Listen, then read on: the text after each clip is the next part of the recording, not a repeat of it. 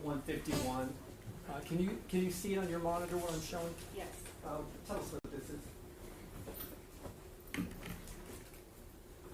This is my photo board. It states the case number, the address, the location that I'm at, which is 6200 Old Pearsall Road. Also has my name, date of birth. I'm sorry, my name, my date, and the time. State Exhibit 29. What are we looking at here? So that is the exterior of the apartment. Walking. I'm sorry?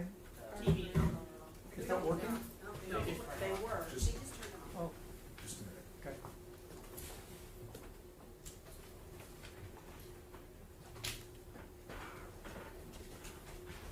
Were you able to see the first picture? Yes. State Exhibit 29, can you tell us what we're looking at here? Yes, that's the exterior of apartment 3102. So that shows the walking towards that way. There's a walkway, the porch, and the hallway.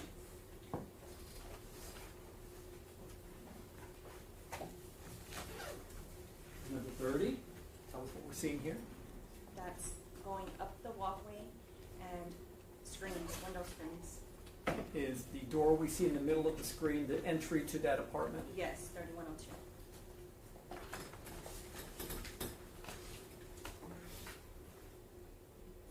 Number 31, what do we see here?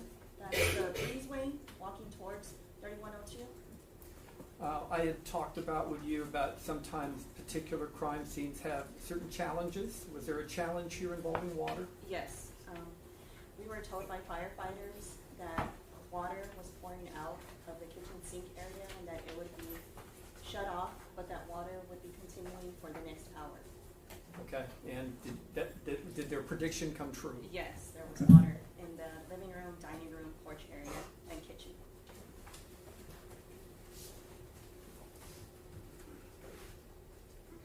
State Exhibit 32, tell us what you see.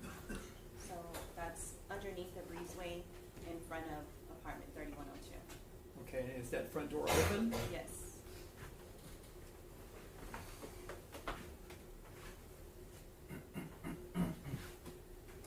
The entryway of apartment 3102, so that's leading into, to the left will be the living room, dining room area.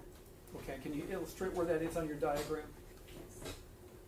So we're walking in here, straight ahead, that door that you see is the closet. To the left, you would have the living room, the dining room, the kitchen area.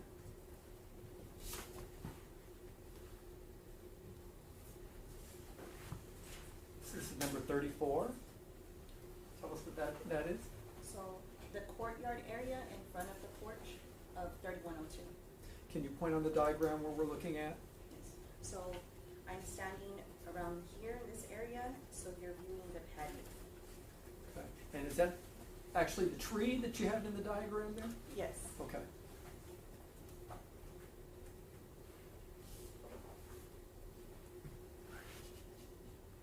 Mark 35. Tell us what we see here. So now it appears that the spent shell casings are being marked. So the markers that you see are right in front of the patio area, patio porch area. Okay, I'm going to ask you to kind of take your report here with you, Okay. unless you have it memorized. The diagram, whatever it would take to assist you. But we see all those kind of yellow placards here. Yes. Can you see what are those? Casings, spent shell casings. Okay, well, the placards themselves. What are yellow evidence things. Markers, The yellow evidence things. markers, I'm Okay. sorry. They're evidence markers. Correct. Okay, and were they placed by you and your team? Yes. Okay, why would you place those in those locations? To not lose any evidence. Okay. Is it something you, as part of your equipment, when you pull up to a crime scene, did you have these available in your vehicle? Yes, and they were immediately placed because water was still pouring out. To kind of keep particular evidentiary items in place. Correct. Right. How do you know what is important? What items have evidentiary value when you begin to process a crime scene like this? So in this case, we know that we are looking for any evidence related to a shooting. So we're looking for spent shell casings, bullet fragments, firearms, things of that nature. And you have your eyes to do that, right? Do you have any other advanced techniques to look for shell casings and bullets and those kinds of things? Your flashlight, you have your team, your camera, sometimes we'll pick that up as well when we're taking pictures. You may notice through the viewfinder that there's another casing next to that original casing marked. Did you need a metal detector or anything in this case? Yes, metal detector would be needed as well. Okay. And so when we see those placards there, are you able to tell from looking at where those evidence markers are, what was located at that in those various locations? Yes. And how do you do that? Like I see a yellow marker number 1. Where would I relate that to find out what was that positioning of number 1 was? I didn't hear your question. Okay. When we see that evidence marker number 1, do you have in the evidence that we've admitted there on the scene and the legend to that scene, are you able to know what was actually at that location? Yes. And you're also able to know from referring to your report and knowing what you did? Yes. Okay. So the markers that we see here at 1, 2, 3, 4, 15, 16, and 17, what are those? What are they? Yes. So they are spent shell casings. They are 4D 9mm Newers. Okay. When a semi-automatic pistol is fired, right, and a bullet is propelled through the barrel or so, what becomes of that casing? It becomes spent. Okay. Does it remain in the gun, or is it No, it's catapulted ejected. from the gun? It's ejected out of the gun. Okay. And so when we talk about the casings that you find out here, are they casings that still contain the gunpowder and the bullet, or are they the ejected after firing cartridge After casings? firing. Okay.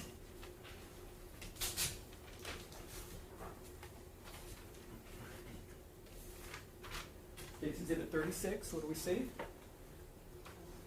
More markers marking the items of evidence, which are in this case spent shell casings. And you can point the diagram where we're looking at. So now you're looking at this cornered area in front of the patio.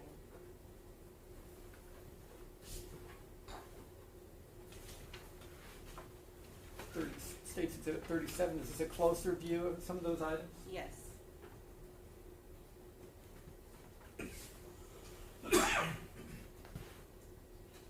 Here's 38. What do we see here? So that's a close-up view of the spent shell casing. Is that right here? Yes.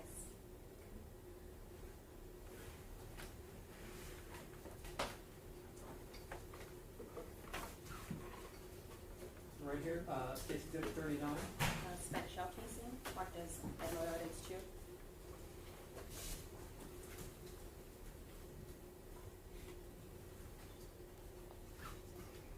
States Exhibit 40.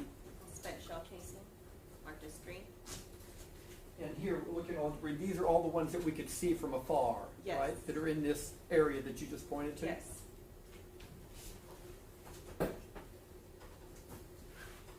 .41. That is also a spent shell casing. Is that right? So it's marked as item of evidence 4, and you can see on the diagram here, circled number 4. Thank you. States Exhibit 42. That's spent shell casing marked as number 5.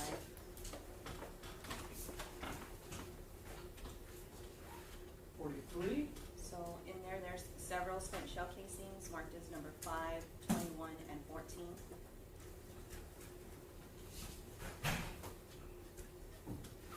Have a closer view of those. Yes. This is 44 for the record.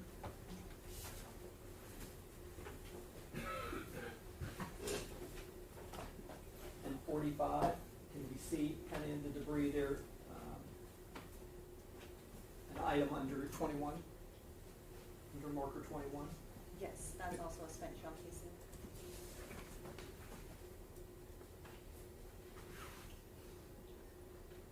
This is States Exhibit 46. What do we have here? Spent shell casing marked as 16 and 17.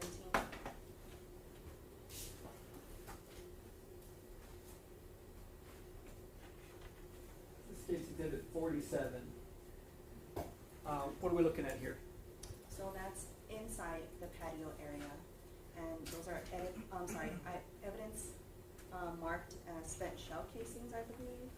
You have item number 9,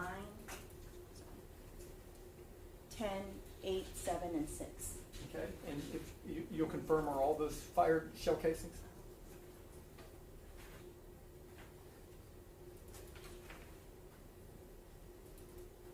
Correct, they are.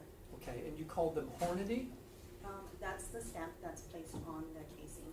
And what was the word, I'm sorry? Hornady? Hornady? Yes. That's the brand, Yes. essentially. It's not the size or anything of that No. nature, right? Correct. And are you able to tell, do you know what size they were? On there it said a 9 millimeter. 9 millimeter.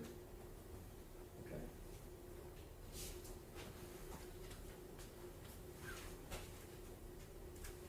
Is that marked states 48? What do we see here? So you see items of evidence number 8, 9, and 10. And those are also spent shell casings, Hornady 9 millimeter. Okay, and the door we see in this picture, where's that door at on your diagram? That door is right here. You see a black line, and then it appears that the door is open, so you see 10.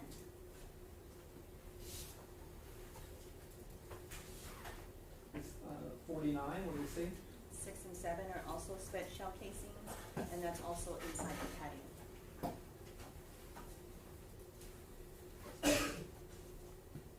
It's exhibit 50. Number 8 is a spent shell casing inside the patio next to 6 and 7. Okay, I see little crystallized things here and there. What is that? That appears maybe glass.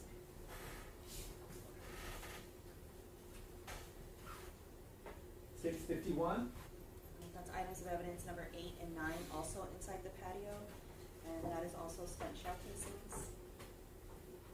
Okay, we'll get this, but do you see this down here that I'm pointing at? Yes. What is that? That's a prayer candle. Okay. A prayer candle is composed of what? Wax, glass. Okay. Was there any wax in this particular candle? Not that I recall. Okay. So when you have a candle such as this here, the defense had shown the jury earlier, was this candle glass? Prior to it being thrown onto the porch, yes. Okay, and so what's remaining there we're seeing, is that a full glass there, or is that like some kind of sleeve that was in the glass? It's a sleeve, and I do not recall if there is glass on there or not, but I know it's a sleeve. Did you bring that with you today? Yes. Okay, we'll take a look at that. Exhibit 52. Spent shell casing marked as number 9.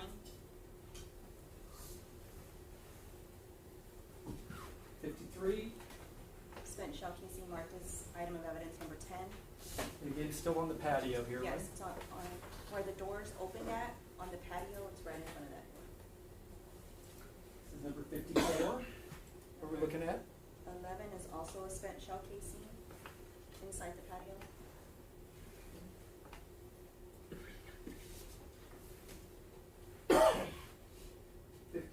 What do we see?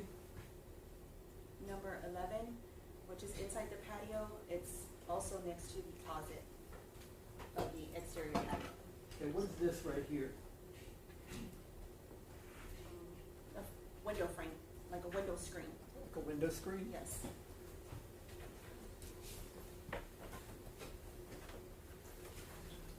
$56. Item of evidence number 11, spent shell casing with that window frame on the floor.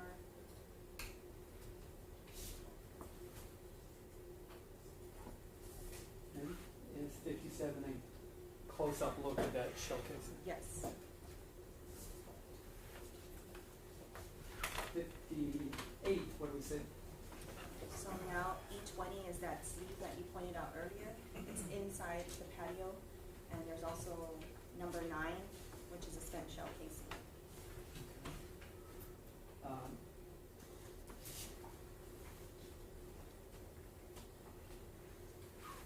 This takes exhibit 59. What do we see here?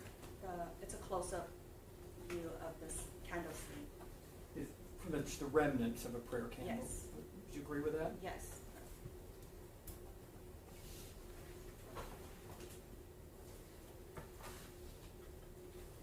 It's exhibit 60. What are we looking at? So now we are inside, oh, sorry, I'm still outside the patio, and I'm taking a picture looking in that doorway. So the doorway in between the patio and the living room. And from looking in, is there some furniture we see here? Yes, And two evidence markers, right? correct. That's item of evidence number E12, which is a hammer, and E13, which is a bullet fragment. Okay, not a casing, but a bullet Bullet fragment. fragment. 61, is that a closer shot of the hammer? Yes.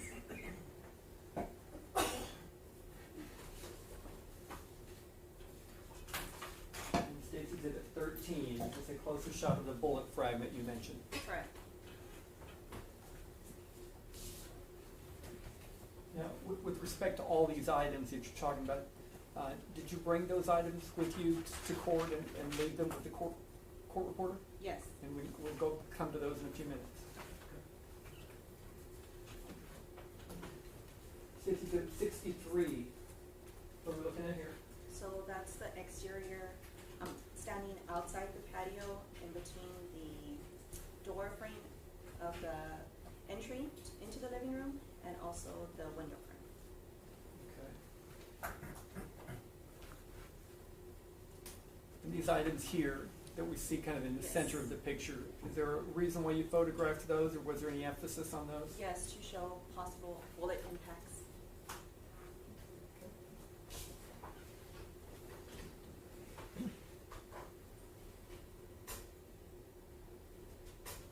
That's 64. What do we see here? So this is still inside the patio. It's just a larger view of the window that is next to the doorway and also more bullet impacts. Okay, and on your diagram? So we are looking at this wall, the wall in between the living room and the patio.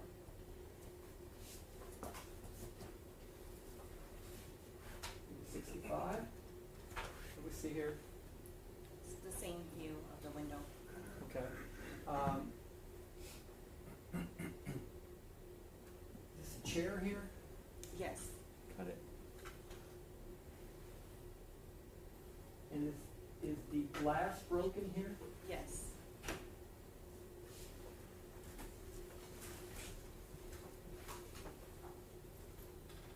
This is State's Exhibit 66. What do we see here? So now we are placing pink stickers to identify any bullet impacts that we can see. When you say we, Oh, sorry, myself and CSI Everhart, the CSI is at the scene.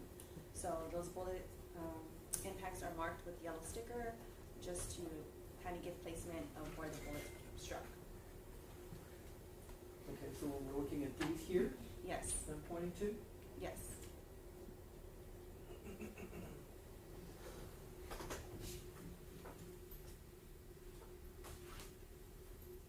State's Exhibit 67. So that is the door frame in between the patio and the living room, but it's the left door frame, Okay, the is left it, side of the door frame. is it a door or is it a window? Oops. Can you? Oh, I'm so sorry. That is the window frame. So that is the Okay. bottom window frame here between the living room and the patio. And I pointed out because what is this item right here? The TV. Okay, that's, is at the back of the TV? Yes. Right. And again, it has it's got things that you all marked on it. Yes. And is there, what is the meaning on how these are labeled? So we're marking them B1. B stands for bullet hole, bullet impact. So we're marking them as B1, B2, B3 as we're seeing these on that wall. Now, the order, the B1, 2, 3, doesn't mean that No. you've been able to evaluate anyway when was which was fired first or second or Correct. third, right? Correct. I'm not an expert in ballistics or trajectory. I'm just marking the impacts that I can see or what looks to be impacts.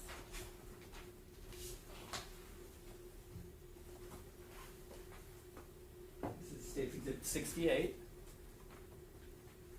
So that is still the bottom of that window frame between the patio and living room.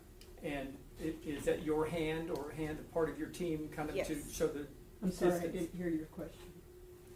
And in that screen there, is that your hand holding a ruler that's used to show the measurements between the two bullet strikes? Yes.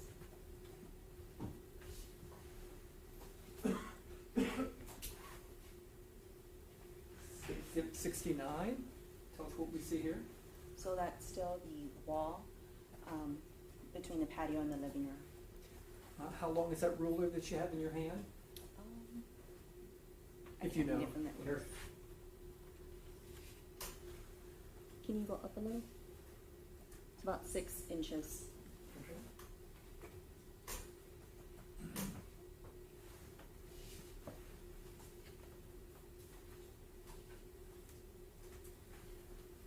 It's Exhibit 70.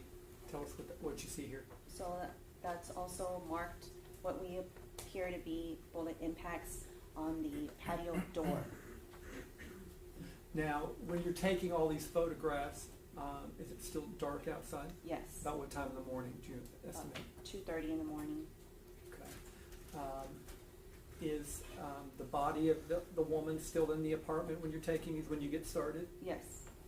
And so, do you add more than just natural light then to take these photographs? If the light's available, we try to add more light. But other than that, it was dark when we got there. There was no lighting in that courtyard of that apartment. Okay. So you use flash photography? Yes.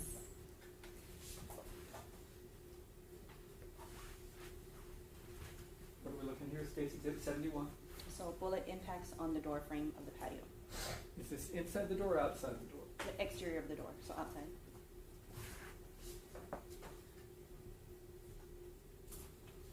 Space Exhibit 72. What are we Bullet looking at? impacts. So it's the same bullet impacts, but with the ruler added now, and that's on the patio door exterior.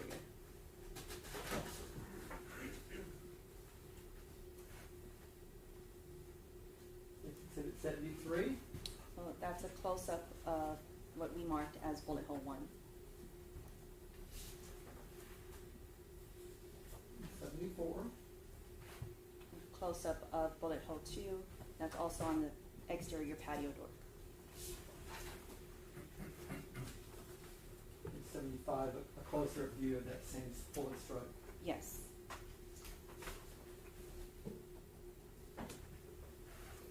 Space Exhibit 77. So that is in the living room. So that is on the opposite side of the wall. So that's the wall between the patio and the living room, and now I'm inside the living room. But it appears that I'm facing from this view. So you're standing from the diagram behind the couch there? Yes, yes. Taking a picture toward the back door. Correct. What's the condition of the floor in here? It's wet. There's about 2 inches of still water, just stagnant. And is the water, when you're taking these pictures, is it still running? Yes. Um,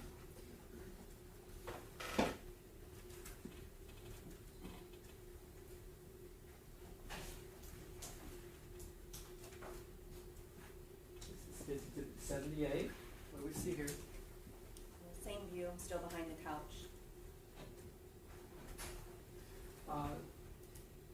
There are items around Ms. Perez's body here. How do you determine, as we were talking about, what has kind of evidentiary value, what has evidentiary significance, and what does not? So the items that were around her body are left behind by EMS. Some of the tools, plastics, paper that they were, I guess, to tear open their medical equipment. So some of that was left behind.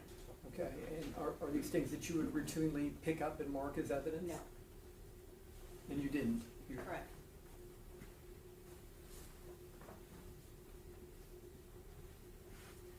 This is Exhibit 79. What do we see here? So now I'm standing by the patio door and facing the TV and Miss Perez, as well as the blood on that wall between the patio and the living room wall. Have you received any training in blood spatter or No. anything of that nature? No. But from your many years as a crime scene investigator, Does that apparently look like blood to you? Yes.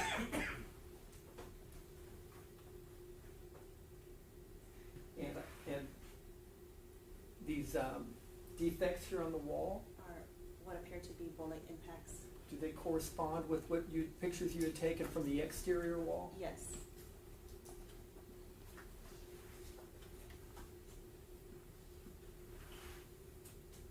Safety exhibit number 80.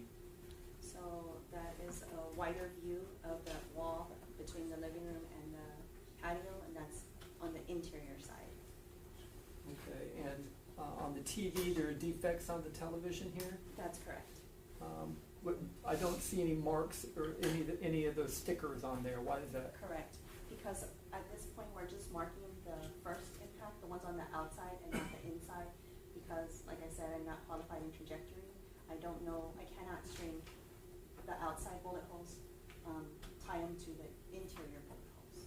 So you can't discern, and you didn't, and you weren't asked to discern whether a bullet defect was an entry or an exit or a through and through. Correct. Right. Correct.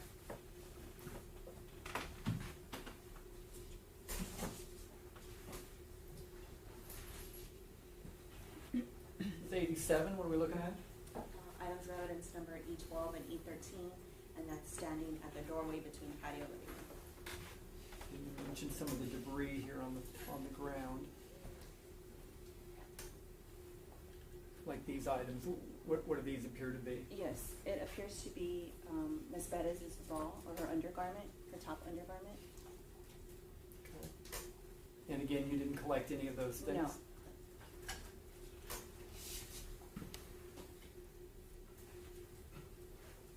State Exhibit 82. What do we see here? So that is the backside of Ms. Perez. Now, when you were present at the location, was EMS there during this time? Yeah, at this time that I'm taking this Yes, picture, or- no, they were no They longer. left. They left. How was it that her body got turned over to see the back? The back? medical examiner. I'm sorry, didn't hear the end of your question. How was it that the body was turned so that you could see the back of her? The medical examiner. So Okay. we wait. The body is not moved once I'm there. The crime scene investigators are there. We are not allowed to touch that body. That is for the medical examiner to go and start moving and conducting their preliminary examination. Okay, when you say the medical examiner, is it an investigator from the medical examiner's office? Correct. Okay, and in any of these kinds of scenes where there's a shooting, will they respond out to the scene Yes. where there's a fatality? Yes. And you told us about your instructions. Are they responsible for the body thereafter? Yes.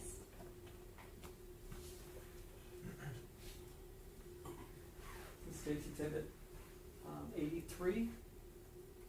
What are we looking at here? So that's Ms. Perez lying on her backside, facing up.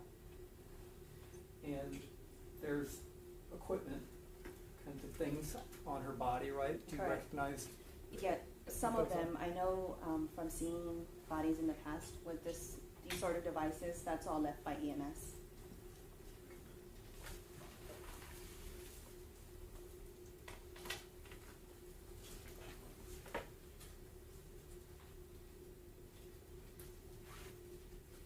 State's Exhibit 85.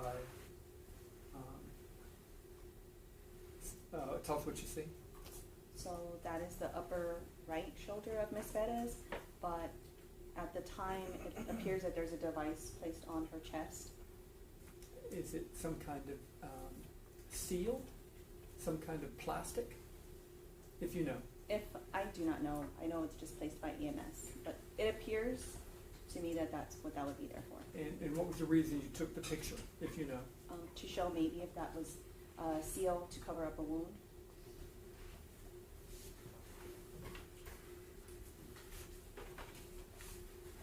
State's Exhibit 86. So that is let's see, that is the right hand of Ms. Perez. Okay.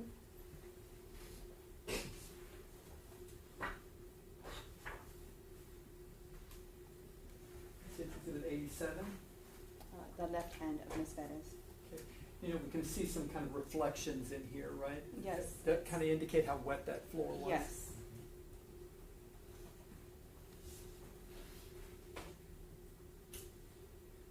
Exhibit 88, what do we see here?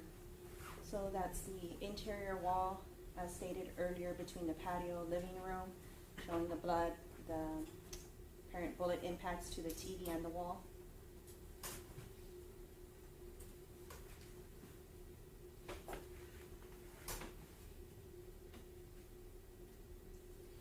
With respect to the blood there, is it wet? No, Do it you know? appears that it's dried already. Okay. And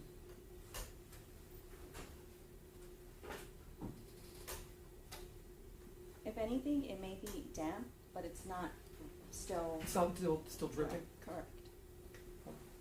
Didn't stop. Right here in the window. What do we see there at this location? The broken glass? It's kind of a large piece of broken glass. Right? Yes.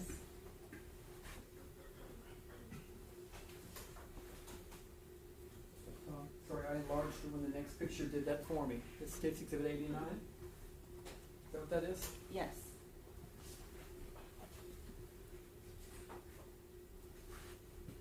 State's Exhibit 90.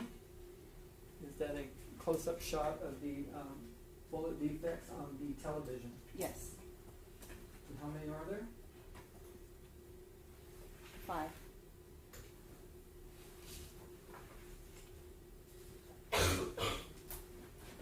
State's Exhibit 91. So that is the right side of the frame of the television. That's between the window and the living room. Okay, and I can see 1, 2, 3, 4 defects, but only 3 are marked. Is there a reason for that? Correct. I believe the one at the bottom was marked because of the frame that was in front of that TV. Okay.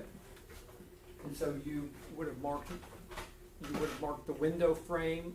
Yes. It was kind of in line with Yes, that? yes. Okay, thinking that it went through the window frame and then that was a secondary. Yes, but Okay. like I said, since I'm not trained in trajectory, that could not have been marked. Okay.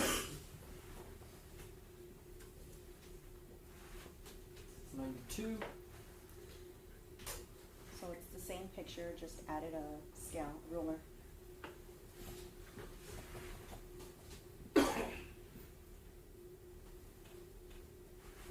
It's Exhibit 93. So that is more bullet impacts on the same patio, the interior living room wall next to that window frame and the TV.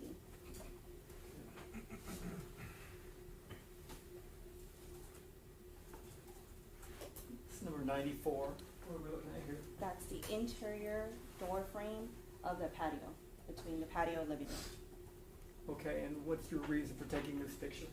to show where there's bullet impacts, but on the opposite side, so on the inside of that patio door.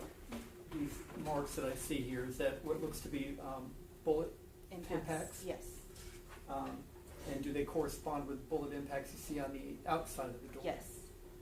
Okay. And these two things right here? Wait till you think, thank you. Go ahead. Sorry. These two things I'm pointing at here, if you can see, what are those? The locks to the Locks to door. the door?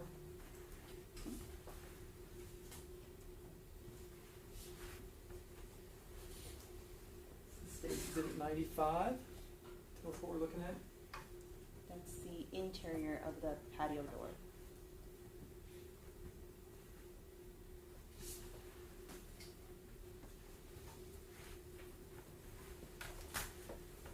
'96.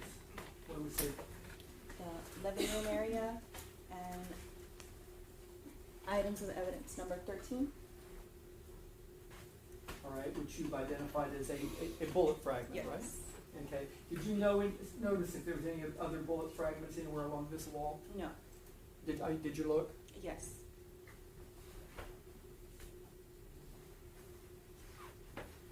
It's Exhibit 97. What do we see? The interior of the living room. And did you go kind of over the couch to see if there was any bullet strikes along the couch? Yes. And there's some pictures later on that, Yes. right?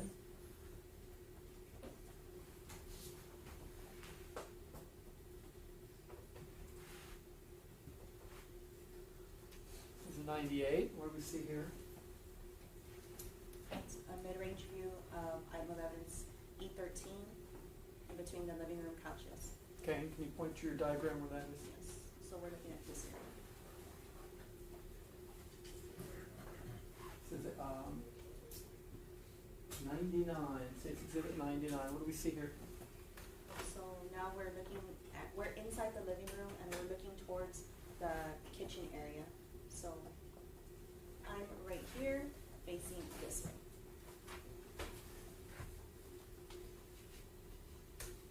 Now, if we kind of look on the couch, what do we see on the couch here? Holes on the couches, so possibly bullet impacts. Okay. Also here on the arm of the couch. Did you notice that? Yes, What did that look like to you? it looked like it could have been blood. I'm talking about that area right there, right? Yes.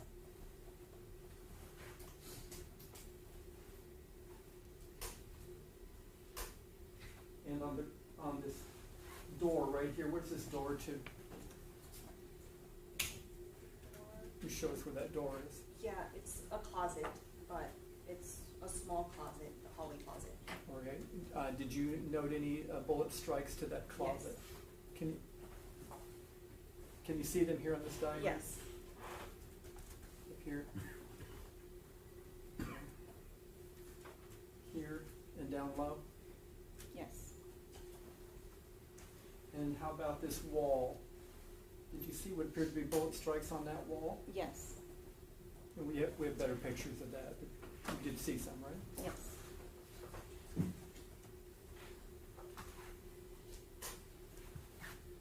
This is Gates Exhibit 100. What do we see here? Different angle of the living room. So I'm standing at that closet door facing the living room. So these items here, I was curious, do you know what those items are? It appeared to be some sort of sticky tape. I'm not sure if that's what's used for maybe flies, mosquitoes, the fly trap. Thank you. This is 104. What do you see here? That's between the living room and the kitchen area. Okay, did you look along here to see if there were any bullet strikes along the counter wall there? Yes. And in the rear of the sofa? Yes. The back side of the sofa? I'm sorry, the rear of the what? Sofa. The sofa?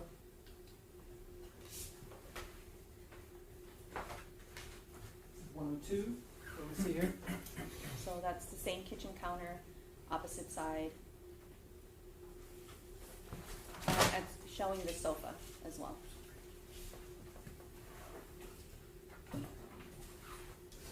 This is Exhibit 103.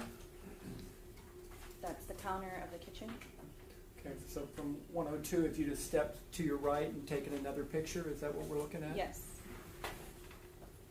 How does the apartment look, apart from the debris, the medical debris? Was it clean? Was it well kept? Was it orderly? Yes.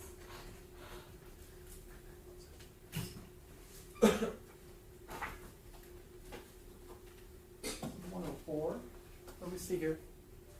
That is the area between the dining room, which is to your right, and the kitchen to the left. Okay, so where is the front door from your vantage point here?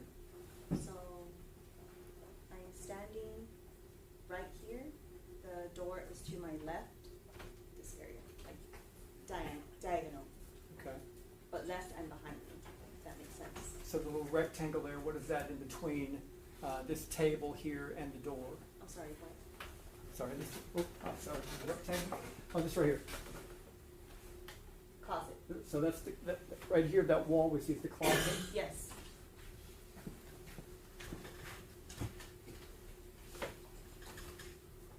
Oh, sorry, there's something else here. There's an evidence marker here in the back. Yes. What evidence marker is that? Evidence marker E18. Okay, and what was that marking? What did you find at that location?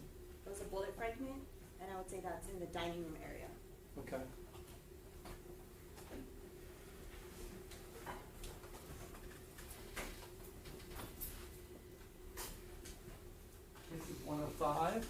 what are we looking at here?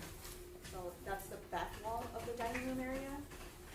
Can you point to it on that diagram? Yeah. So we're looking at this wall. There's that cabinet that you see, brown cabinet, and we're looking at this wall, the dining room. Okay, and what evidentiary significance did you find there? Appears to be a bullet striking next to the cabinet. That where I've honed it in there? Yes. Now, what's on the other side of that wall, do you know? I believe there's another apartment.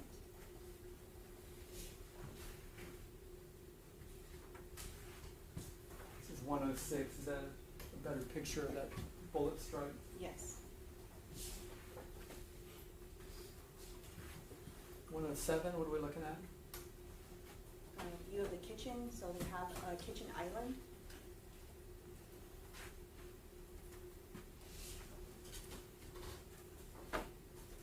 No, 8, what do you see? That is the kitchen counter. So previously you saw the chair, there's the kitchen counter, and that's just a hole that's So, placed there. so in the background that we see, is that the door that goes out to the patio? What are we looking at? That is the wall. That is Oh, that's the wall. this wall. I'm sorry, oh, Sorry, okay. where are we at? We're here. So the laundry room wall. 'Cause I'm standing over here on this side of the kitchen island. So that's the kitchen island. I believe that's the kitchen island. This is the island, Yes. and you're taking a picture toward the back wall. Yes. Right? Gotcha.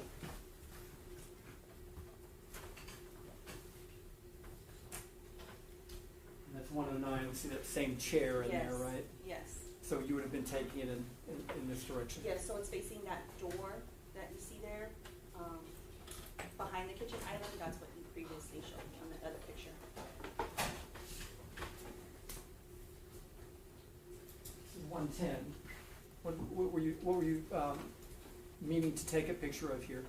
I was told by fire that the vents were sealed, so that's what I was taking pictures, just showing that there was no air coming through. Here and here, that these were covered? Correct. And this is in the kitchen area? Kitchen, and that's also in the hallway. Okay, can you show on your diagram where that is? Yes. So that is right here on this wall, in between the closet, and then there appears to be a wall up above the hallway.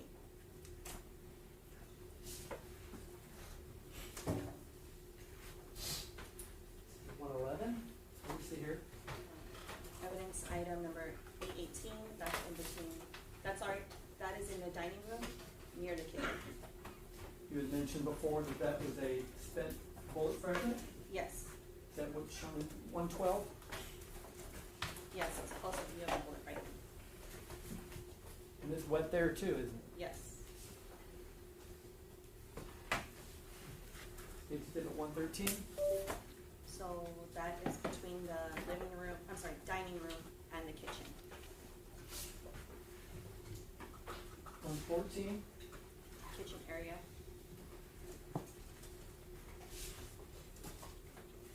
115? Bullet hole inside of that island, kitchen island. Okay, so the island, if you're standing here facing the back wall, and that island is there Yes. in front, is there a bullet hole next to that chair right there in the center? Yes,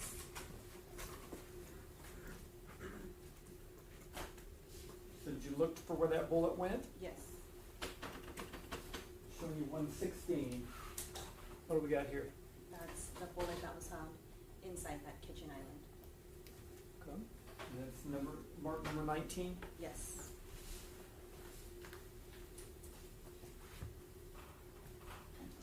So the hole was here? Yes. I'm demonstrating on stage 117, and this is 118. What do we see here? Close-up view of E19, which is the bullet. Spec bullet, sorry. 119, what do we see here? That's bullet holes or bullet impacts on the kitchen counter. Okay, where are these counters at on your diagram? They're right here, underneath the sink. Underneath the sink. Yes.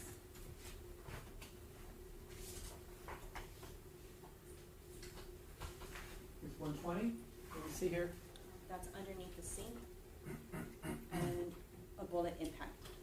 Okay, where's, right here? Yes, And you look for a bullet in there? yes.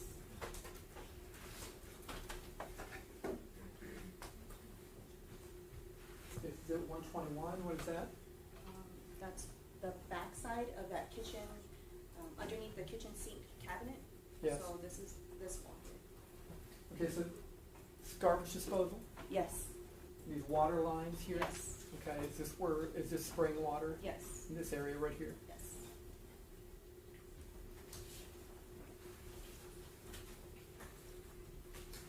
122, what do we see? Hallway of that apartment and also kitchen counter.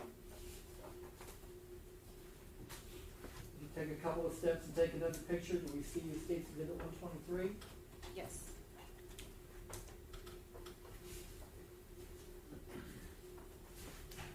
State's Exhibit 124, what do we see here? That's the wall in between the living room couch and the kitchen counter. Okay, and we see marks here on the wall Yes, and marks here on the couch. yes. State's Exhibit 125, what is this? Bullet impacts to the couch. Okay, is that from the other pictures that we just saw right here? Yes, it's a closer view.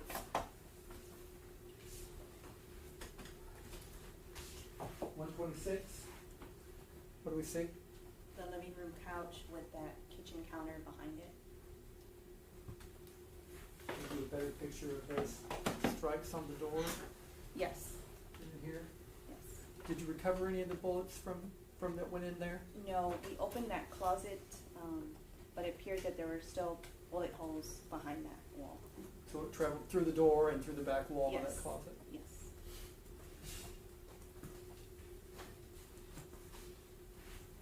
It's 127.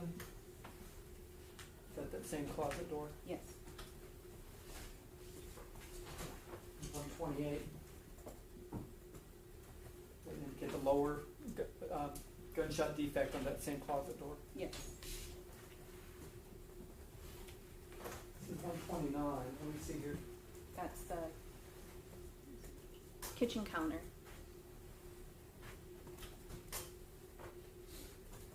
When we were looking at, we saw the couch along one side and the counter along the other side. Is this that counter Yes. side?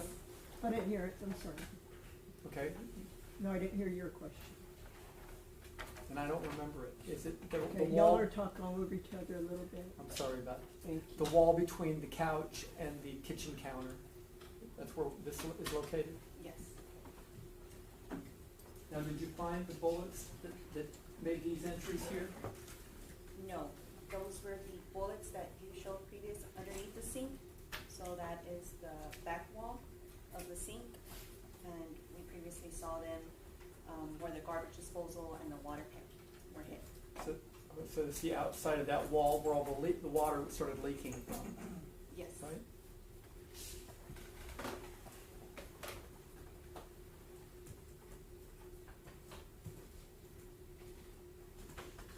Is it 130? What is this? A close-up view of those same bullet impacts.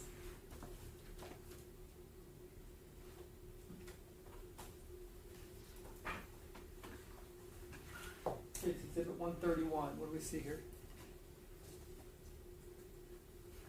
That is the doorway area of the bedroom behind the living room. Can you show that there? So I'm standing here in this area, and I'm taking a picture from outside in.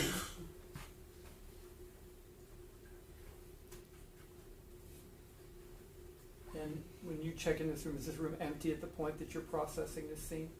In the beginning, when we were outside marking the items of evidence, there was still a person inside that bedroom.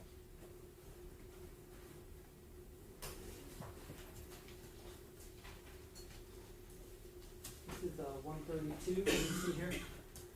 Now I'm inside that bedroom behind the living room.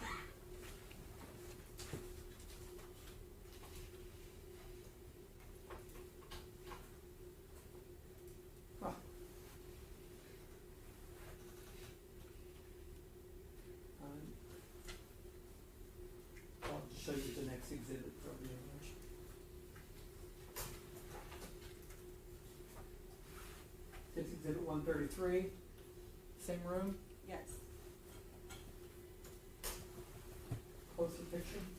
yes, Exhibit 134, same room. yes. This is Exhibit 135. This is a close view. Tell us what we see here. So that appears to be a bullet fragment, and it's underneath, or somewhat underneath the bed.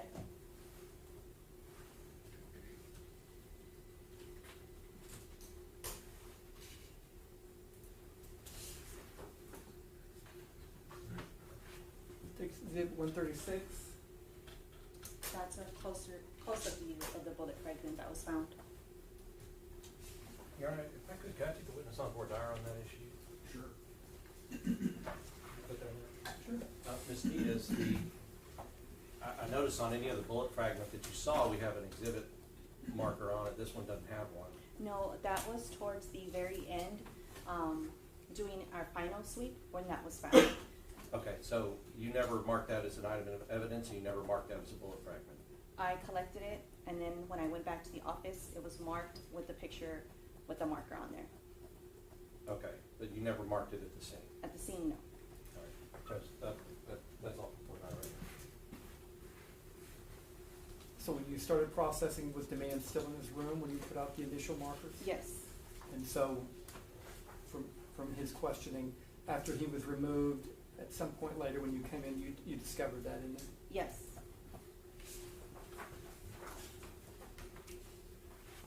It's Exhibit 137. What are we looking at here? The same view of the bedroom.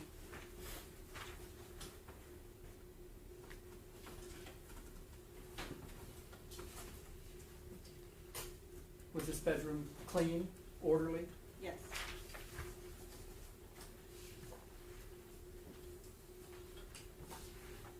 Exhibit 138, what do we see here?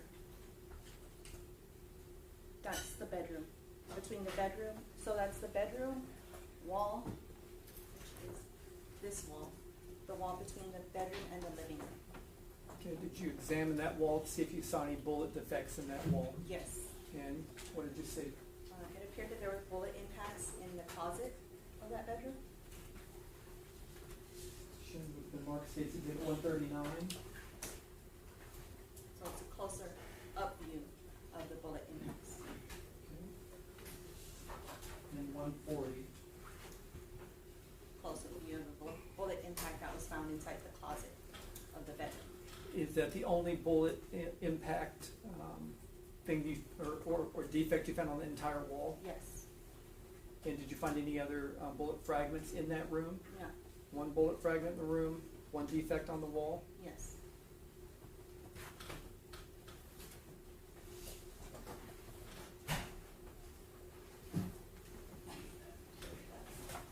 Take a seat and rest a little bit, thank you. Pass me my microphone, please. Here? Yes, thank you. With respect to these items of evidence that I asked you to bring, select items that you collected at the scene, Yes. and did you bring them in this bag right here? Yes.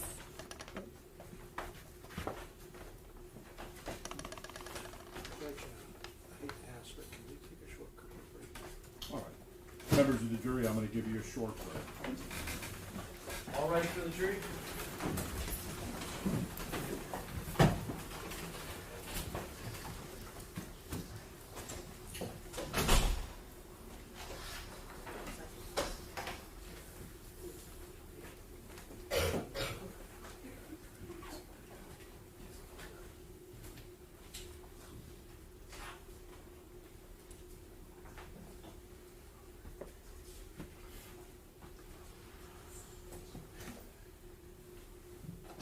In addition, Your Honor, I'm wondering if I might have a little bit of time to run down to the 175th about the status of the case set tomorrow. Okay. I can hear you. Sorry, It's no, okay. I'm not sure if he's done asking, so I'm like, yes, but then there's continues, and I'm And so like, when you I miss when you stick your mic. I'm sorry. You're loud enough, you're great. Okay. But I didn't want to interrupt you, but it's like I missed. I wasn't sure if he's done, so I'm like, or if he's wanting to answer. Thank you. I know I'm you know like- what I'm talking about. So just do Yes. the best. Okay, Thank sorry. you. Thank you. I'll pause or If you something. pause just a little. Yeah, I will And that'll try. help me take a breath Yes. too. And then I'm sorry, I'm Especially trying to when answer I it know. before. And when these guys, they're real Mhm. fast, so it would really help if you took a pause. I can go too, right? Come back. Yeah, Let's do yeah. whatever. Oh, yeah, absolutely. I'll be back. You need to go to the restroom.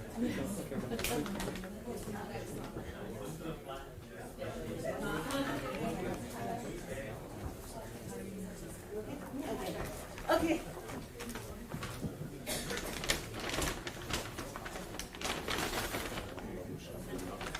Yes, with them, yeah, just to do that too, or sit on the weight. Where are we at on this time?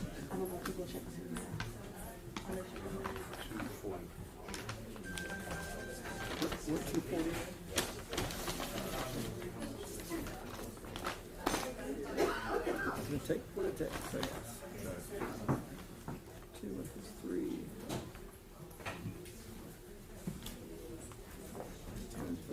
If you want to kind of mark what I've got so far here. This is 152 is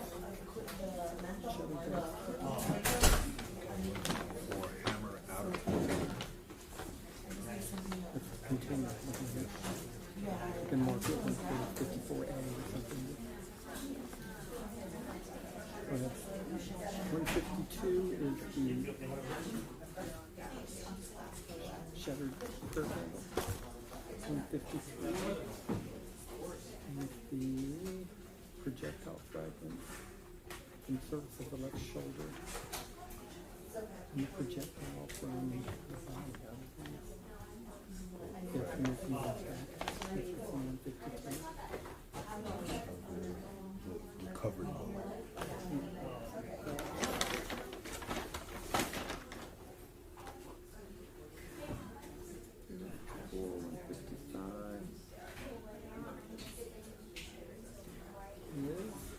Bullet fragments.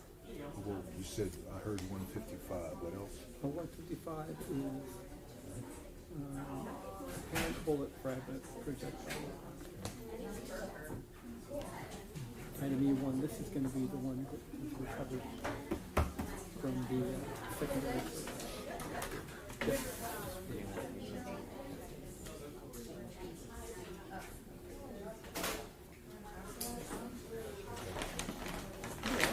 Okay. 153 recovered bullet fragment. Whoa. This is 153. Okay, so this is recovered second search warrant. No, that's not what this is. This is the autopsy. This is the Okay. projectiles from her shoulder Right. and the bullet from her body. Okay. And then you said, I thought I heard you say second warrant.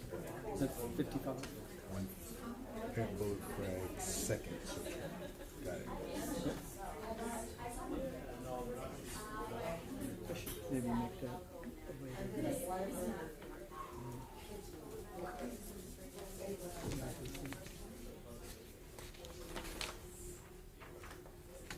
Use the other bullet projectile that she recovered initially. So let's make this 153. Let's make this 155. Oh, you've already written it in there? That's okay, I can do it.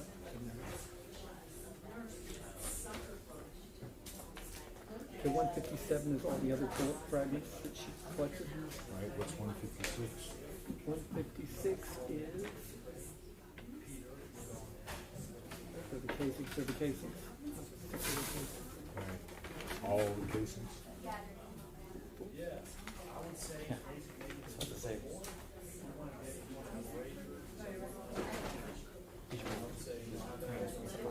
Yes. Picture back.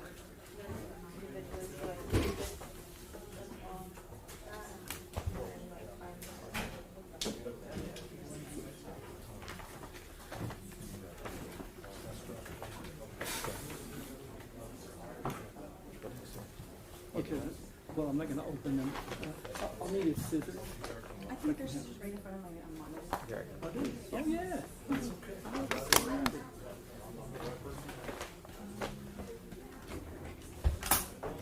Okay, I'm gonna, And I'm sorry if I'm talking over you. I didn't notice. You're doing an excellent job.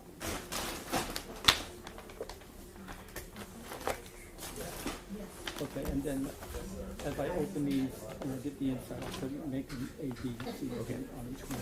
You should be prepared for that. Okay. I know breaks up to do that. Yeah, but I'm hand ready to get this. Okay.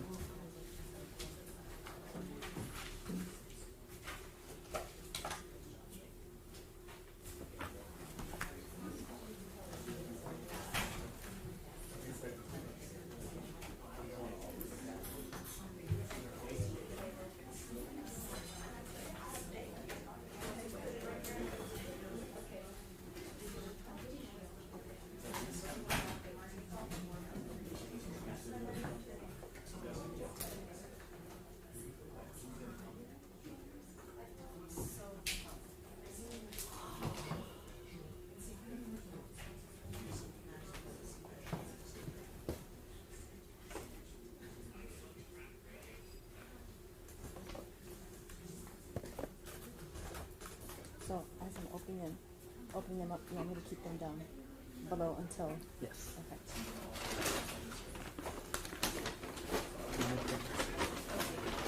You're a pro. Done this a few times. See these young boys that go out and they walk up with it. And Yeah. So, to save some time, before we mark these, I'm wondering if you're going to look at these are from the various videos on the back. You have these videos are from EB, and they have been introduced. Not now, but at some point. Well, I think with this witness, I'm going to cover some of it.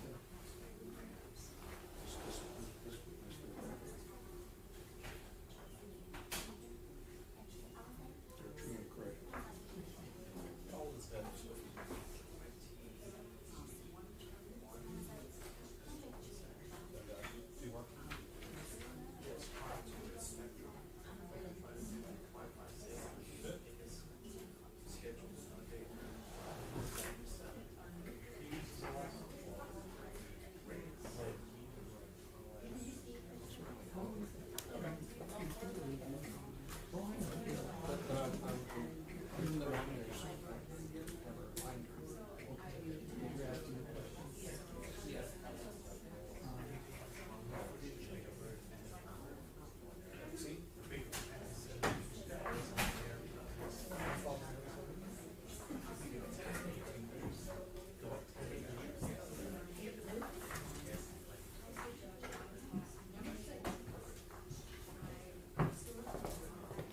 Lisa has your copies.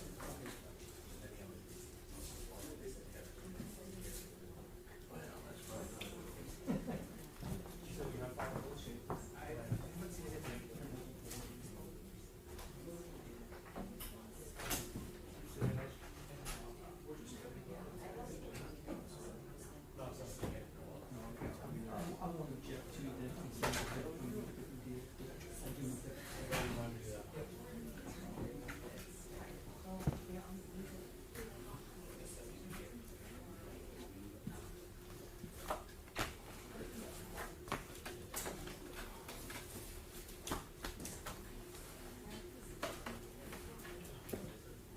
What number should we start with?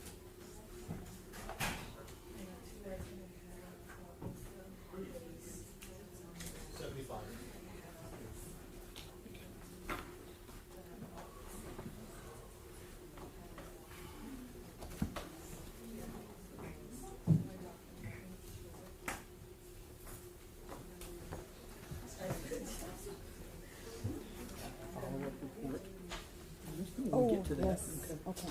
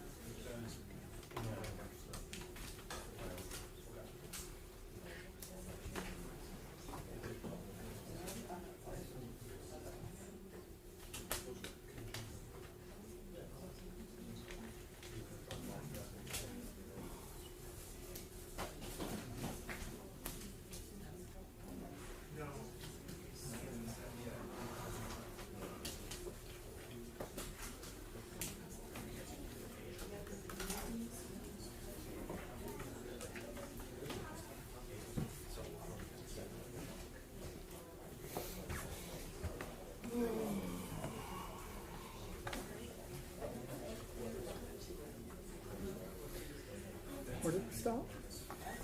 Oh, yeah, the bag. All those pictures. We stopped after all those pictures. Yeah.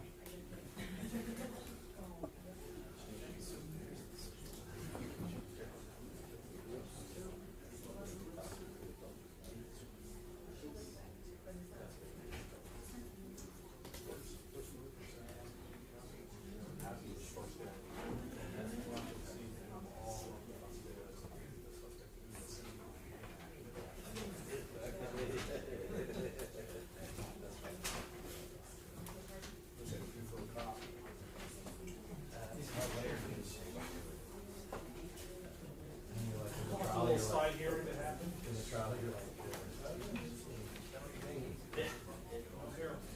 Well, Carly Canal, the deputy chief deputy, whole hearing, he put me on the thing. The allegation was that I coerced him in profession, violation of 3.09. It was asked me how much weight, how big I was, what I carried a gun.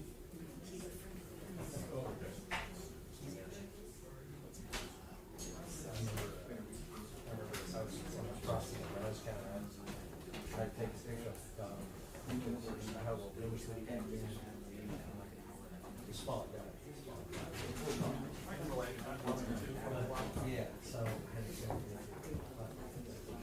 So I take his pictures. I had to investigate to see it later on. Investigate took it so often. And I had a guy, like I had this guy. Now,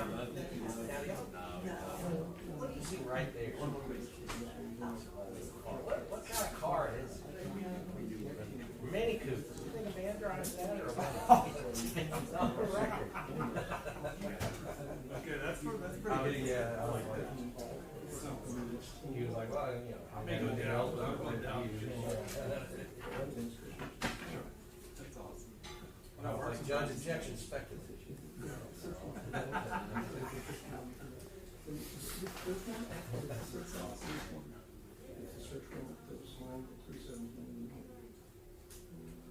That night. Once you get the judge on it, he's laughing too. Now I'm gonna let him answer. What do you think? I got a call last night.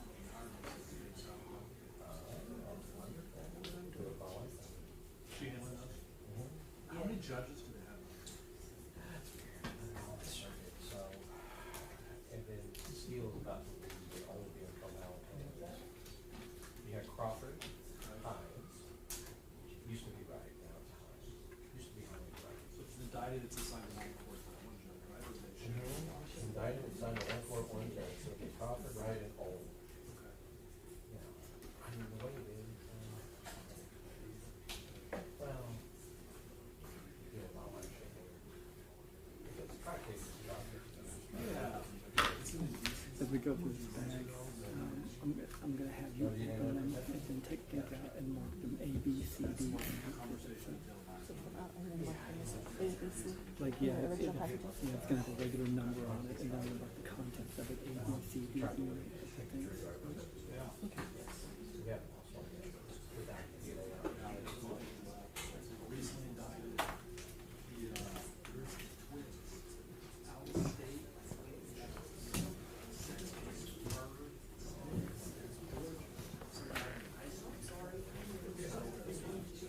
Advice I got from my mentor, turns kids over to me. States they have been inside the job. Because that guy got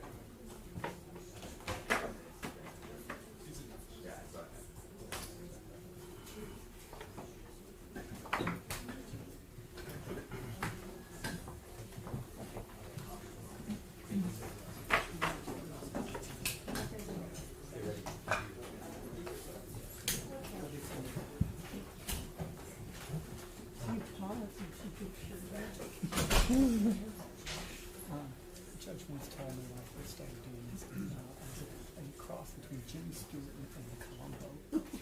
You know, I speak, and so it creates that kind of.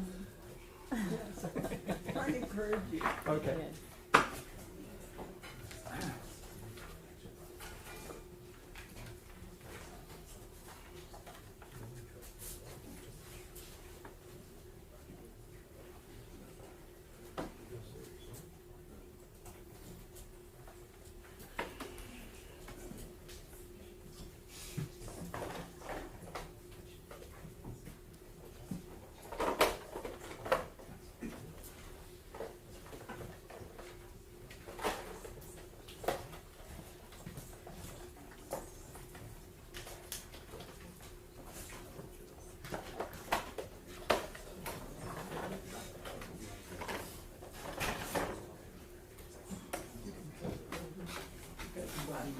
Yeah.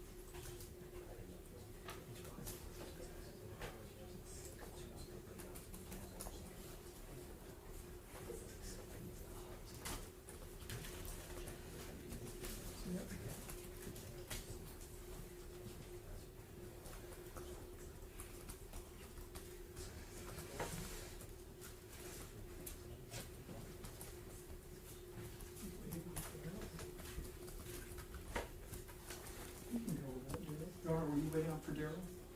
We're waiting on the jurors. Oh, okay. Cool,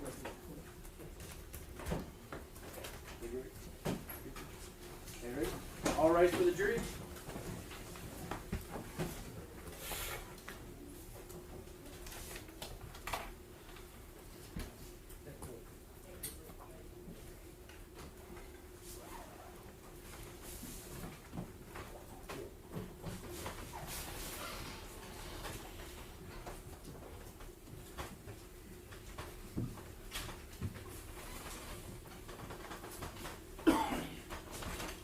You may be seated.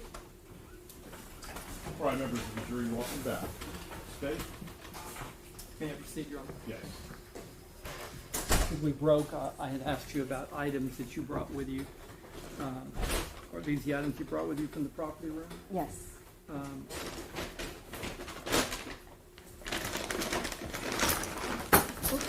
sorry about that. You can put that over there.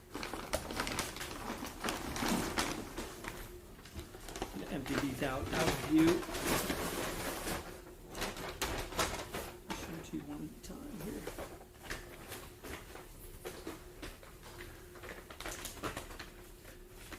I'll show you what's been marked as State's Exhibit 154. Can you tell me what that is? Yes, it's item of evidence number E12, and it's a hammer. Okay. Do you know what's contained inside that package? Yes, it states on the barcode, one hammer with orange and black handle. And did you prepare that barcode? Yes, And is that the packaging that you put, the hammer that you found at State's Exhibit or evidentiary marker 12 inside that package? yes. Okay. Let's open this up. Take a look.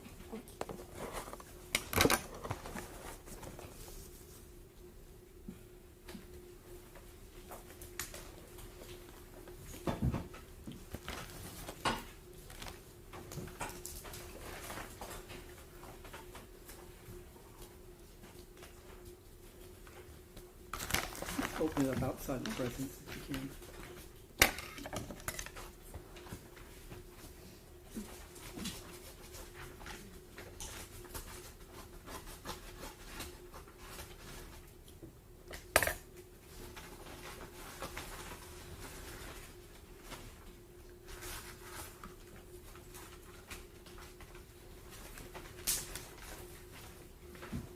Does it indeed contain what you expected it to contain? Yes. I'm marking that 154A. Put it back in there. Stay with off what's been marked as State's Exhibit 154 and 154A. No objection. Admitted? And then publish it to the jury, Your Honor. Yes. The packaging being 154 and 154A being this hand. Okay.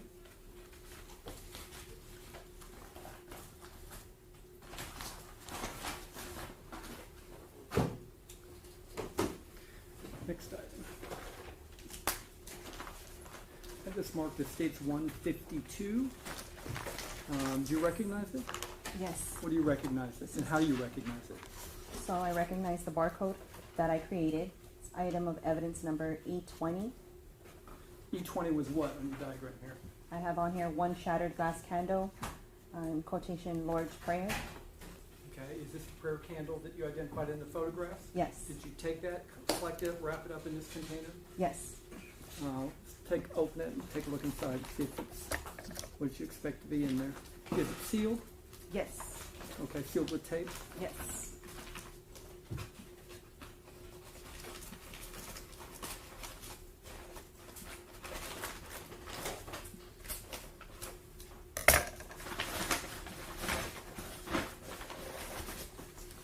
Okay, inside that, is that another wrapping? Yes. Okay, I'm gonna mark that, 152A, and you recognize that wrapping, Yes, this is my wrapping. okay? And how do you know it's your wrapping? I have my writing on here which says caution shattered glass. I have my initials and the date that it was packaged.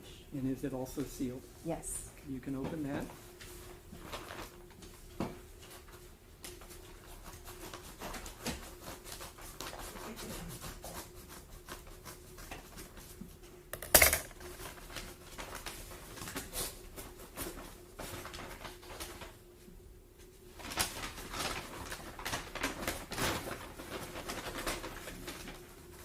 Inside that is another wrapping, is that right? Yes. Is that a wrapping that you made? Yes. Okay. This is one, let me mark this, what is this, 154C? Whoops.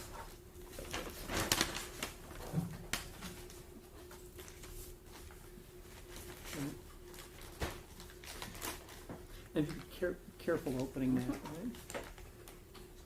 Is there gonna be glass in there? Yes. Okay. And open it on one end if you can, some way. Some way to keep it together. That's one, is it 154? That's 152C. I apologize. Okay, let's see how we do here. Oh, I can open it. Oh, can Just you didn't know open if it? you needed Okay. Yes.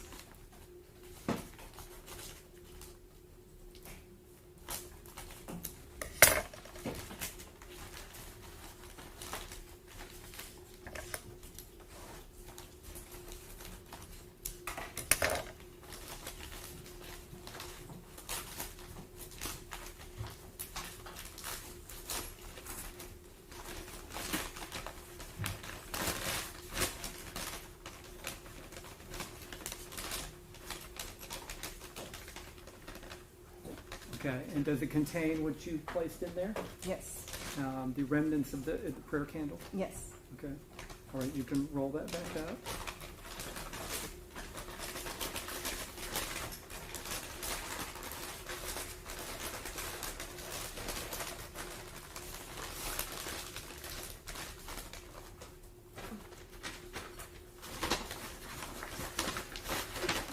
That's another bag too, right? Yes.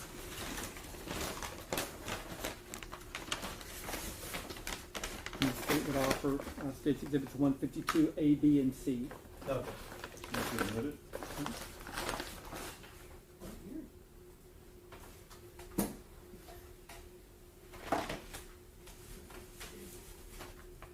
Have this marked as States Exhibit 156. Do you recognize this?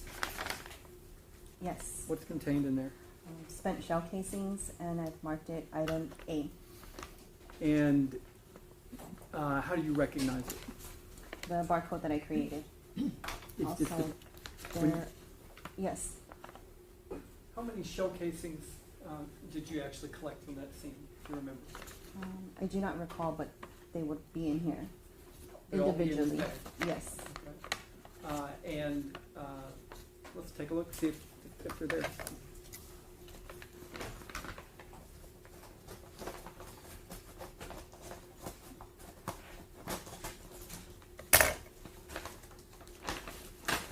Again, without showing it to the jury first.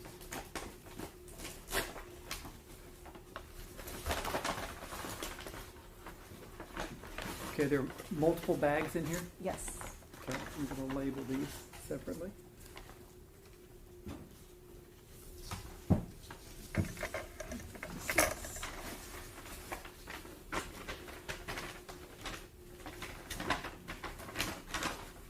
Which count we think? And Yes. there are. There we go. Just roll 1, 2, 3.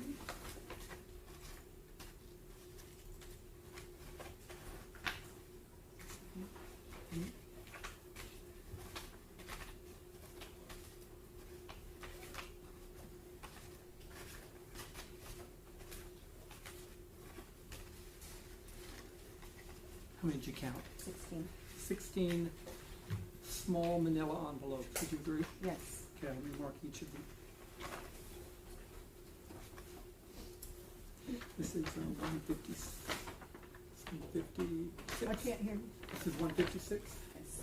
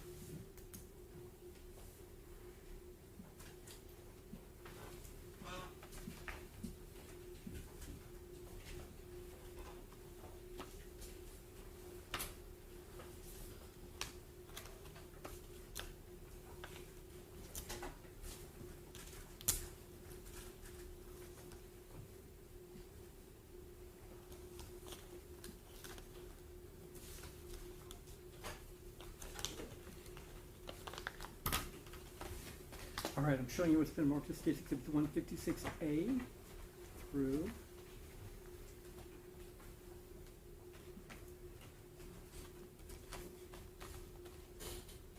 P. Correct. Recognize these, all of these came in out of the bag 156? Yes. Okay, and if you'll look at these, are these the items of evidence that you collected from the crime scene? Yes. And looking at each one of these, just look at the markings on each one.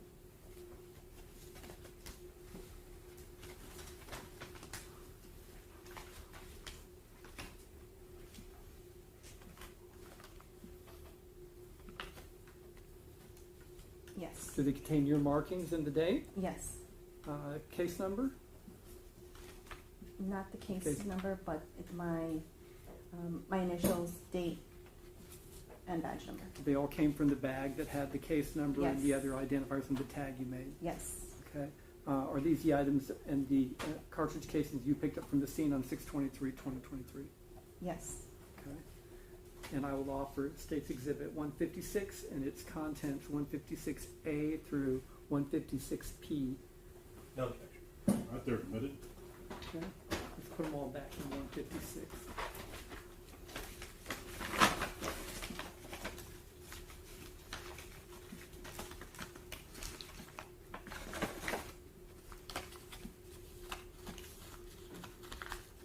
Thank you.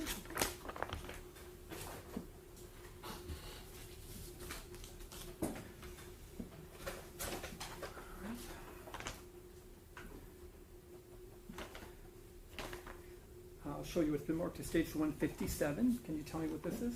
Yes, these are items of evidence E13, 18, E19, and E22, which all appear to be bullet fragments. And it's this packaging that you prepared on 6/23/2023 with respect to the bullets and bullet fragments that you found out at the crime scene you testified about. My packaging will be on the inside. Looks like these are maybe sent to the crime lab. Okay, so they were forwarded to the crime lab? Yes. And enclosed in that deal? Okay, Yes. take a look inside it and see if you see your markings.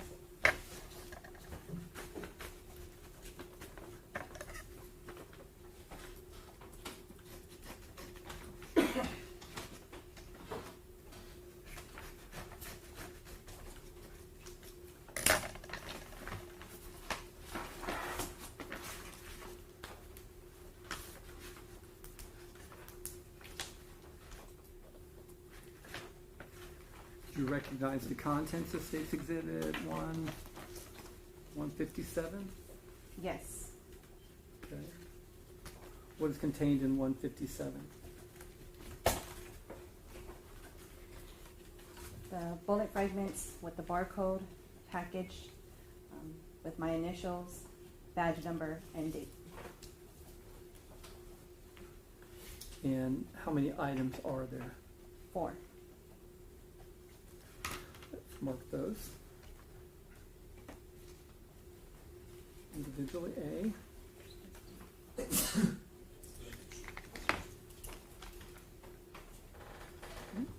And 57B.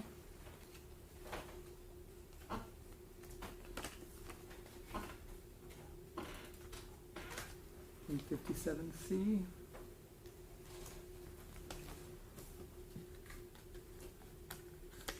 And 157D.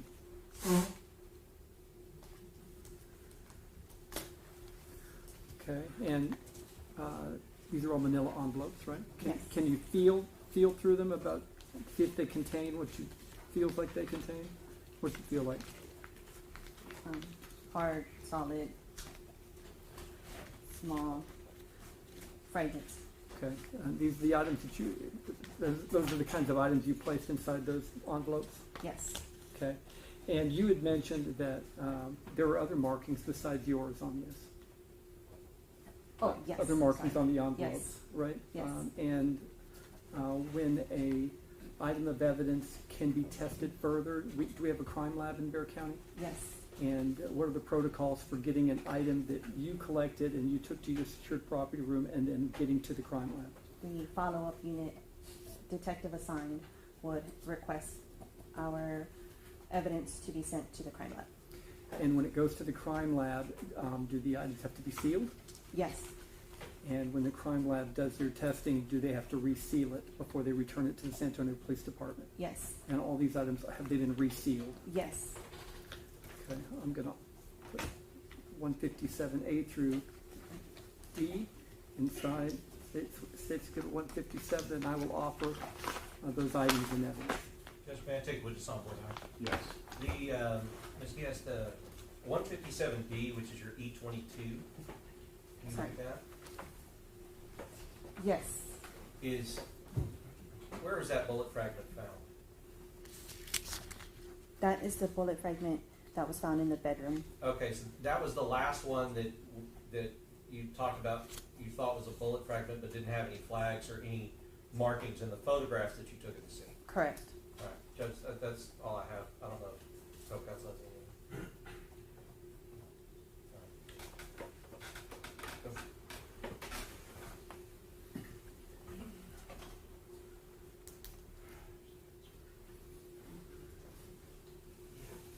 Also, the items that we're talking about, the items that you seized, do you know if it was on the first or the second search warrant? They were seized under a search warrant. Correct. Do you know if it was the first one or the second one that you were operating under?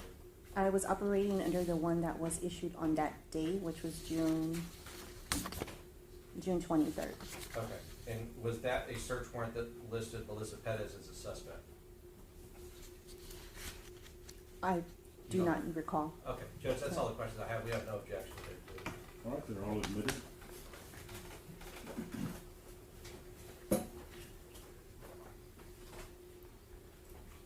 State Exhibit 155. Do you recognize that? Yes, this is my item of evidence E1, which is a bullet fragment. Let's get some background before we talk about this here. A year later, in September of 2024, did you return to that apartment? Yes, For what purpose? to collect bullet fragments that were in the wall. Okay, and you talked about, when we were showing the photos, that there were bullet strikes where you didn't find a bullet Correct, that night, right? correct. And a year later, did you go back under better conditions, perhaps, to go and find those bullets? Yes. Okay, particularly from what location? The wall that is in between the bedroom wall and the living room wall. Well, here. Yes, And in the course of executing a search warrant back in that apartment, did you take photographs? yes. I want to show you what's been marked as States Exhibits 141 through 149, if you take a look at those.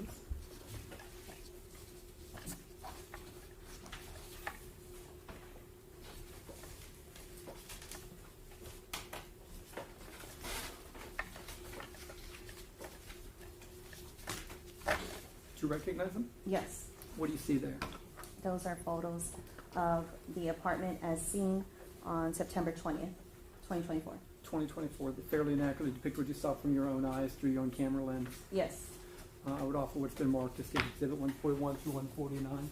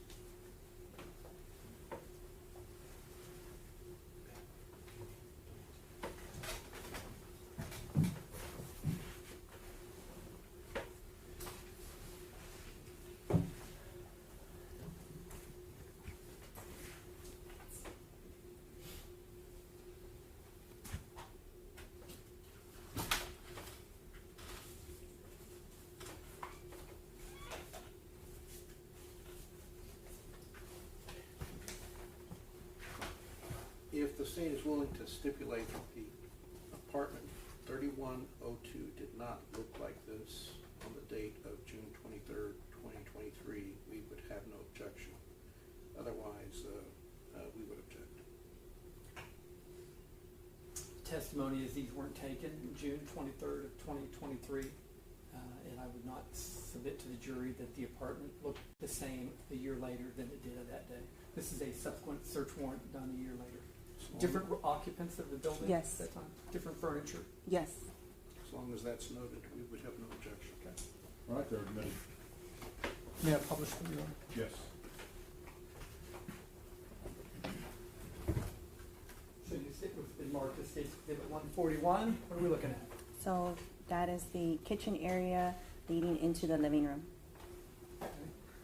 After you enter the front door, kind of turn around, right? Yes. So Exhibit 142. So that is the wall between the living room and the bedroom. Okay, and from this wall, when you were there a year earlier, a little more than a year, June 23rd of 2023, did you see bullet strikes in this wall? Yes.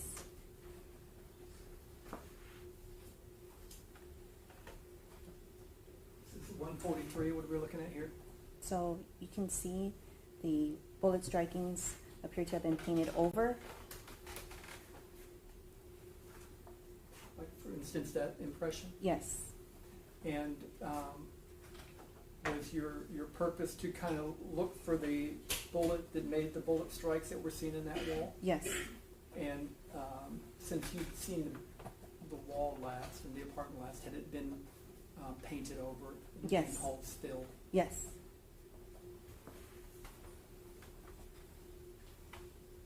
Exhibit 144, what are we looking at here? A close-up view of what appeared to be the bullet striking with the ruler.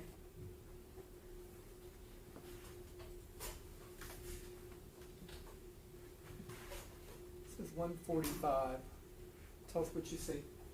So we're cutting into the wall to see if we see any bullet fragments or maybe bullet strikings on the opposite wall.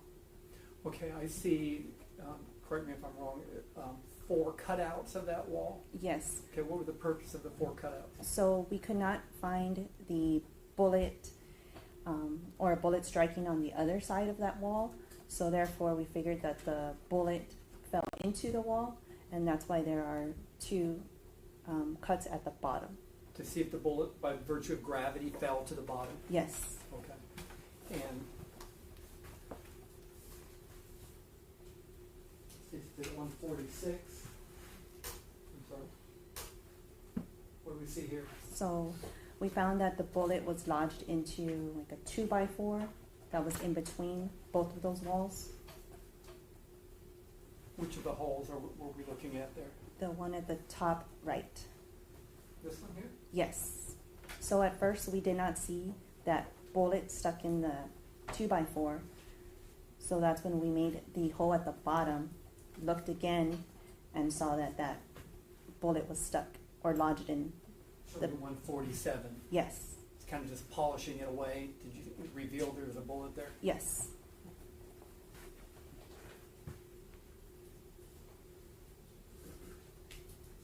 I think it's 148. What is that? The hole at the bottom left. Okay. Did you find any other bullet besides No. the one there in the 2x4? Correct. We only found that one. And State's Exhibit 149, what is that? That is E1, the bullet that was lodged. And how did you go about removing that from the 2x4? From the 2x4, we cut around that. I had maintenance let me borrow his power tools. And you took it out and you put it in an envelope? Yes. All right, I want to show you what's been marked as State's Exhibit 155. Do you recognize that? Yes. And what is, 155 is a manila envelope, right? Yes. Where have you seen that before? It has my barcode, also my initials, date that it was packaged, which was September 20th, 2024. What did you put into that manila envelope? Bullet fragment, which is E1, the one we just saw. With one from the 2x4 on the wall. Yes. Okay, can you open it up and confirm whether that's in there?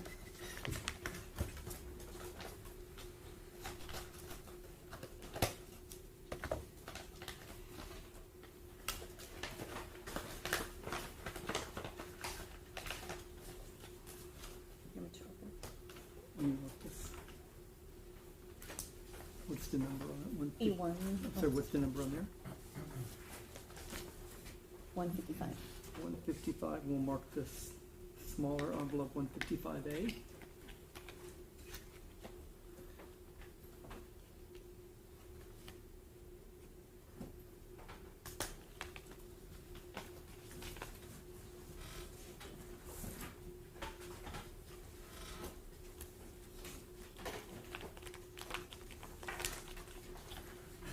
And looking at 155A, do you recognize that envelope? Yes. Also sealed by me, has my initials and date. Okay, and what did you put in that smaller envelope? The bullet fragment. Okay, the one we just saw from the picture that was in the 2x4. Yes. Okay, you put that back in there.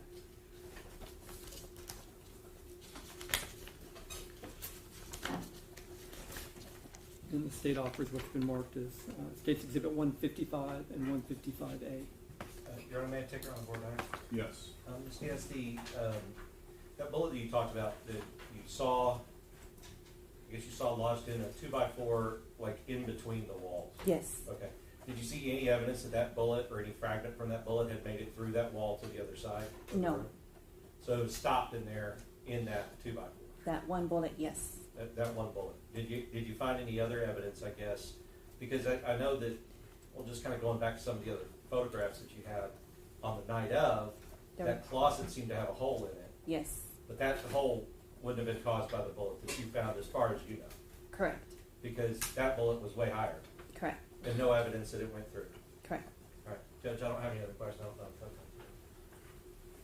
right, we have no objection. All right, they're admitted.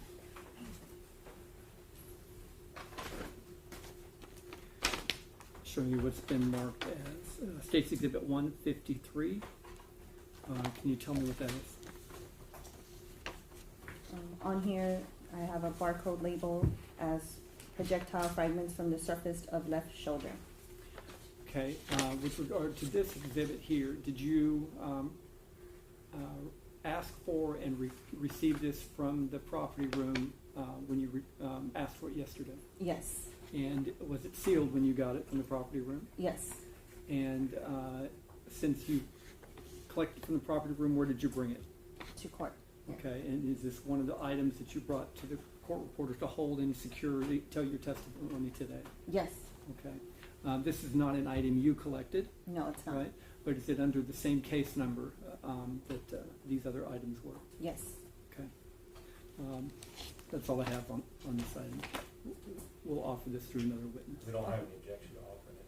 You don't have an objection to me offering it? Okay. I'll offer what's been marked as State's Exhibit 153. All right, they're admitted.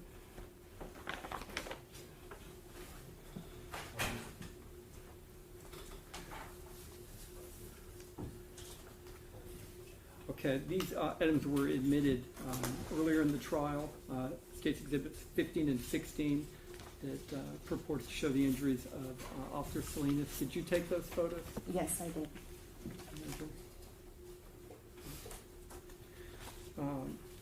Defense Exhibits 13, 14, 15, 16, 17, 18, and 19, if you look through those.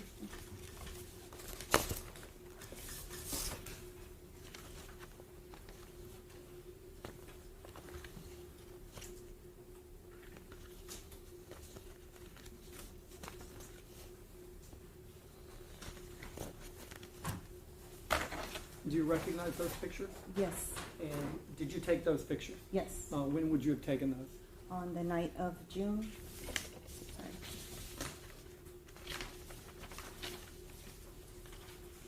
June 23rd, 2023. And were you directed out to the fire sprinkler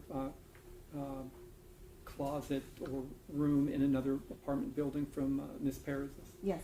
And did you take pictures of it? Yes. And it's these pictures that were admitted earlier. Right.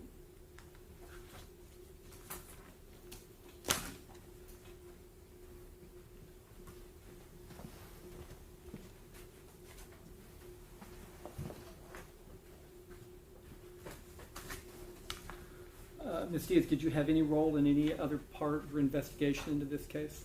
Just photos and evidence collection. Those 2 days, on the 23rd, when you went out there and did the searches, collected evidence, took photos? Yes, And then September, a year later, what was it, September 23rd? September 2024. Okay, is when you went out to that crime scene to look for the missing bullet or bullets, right? Correct. Thank you. I'll pass the witness. See, Judge? Yes. I'm sorry. Microphone. Thank you.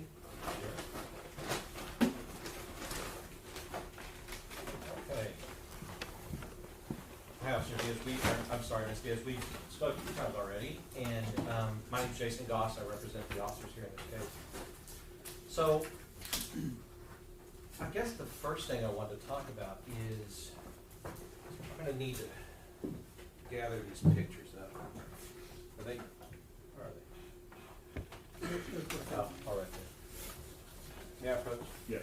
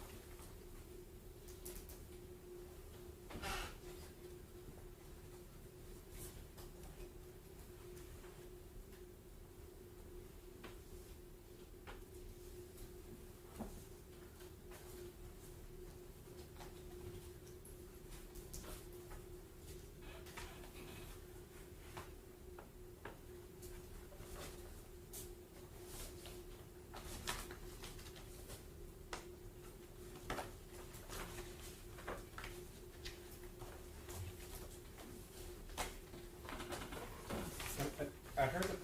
Well, right here.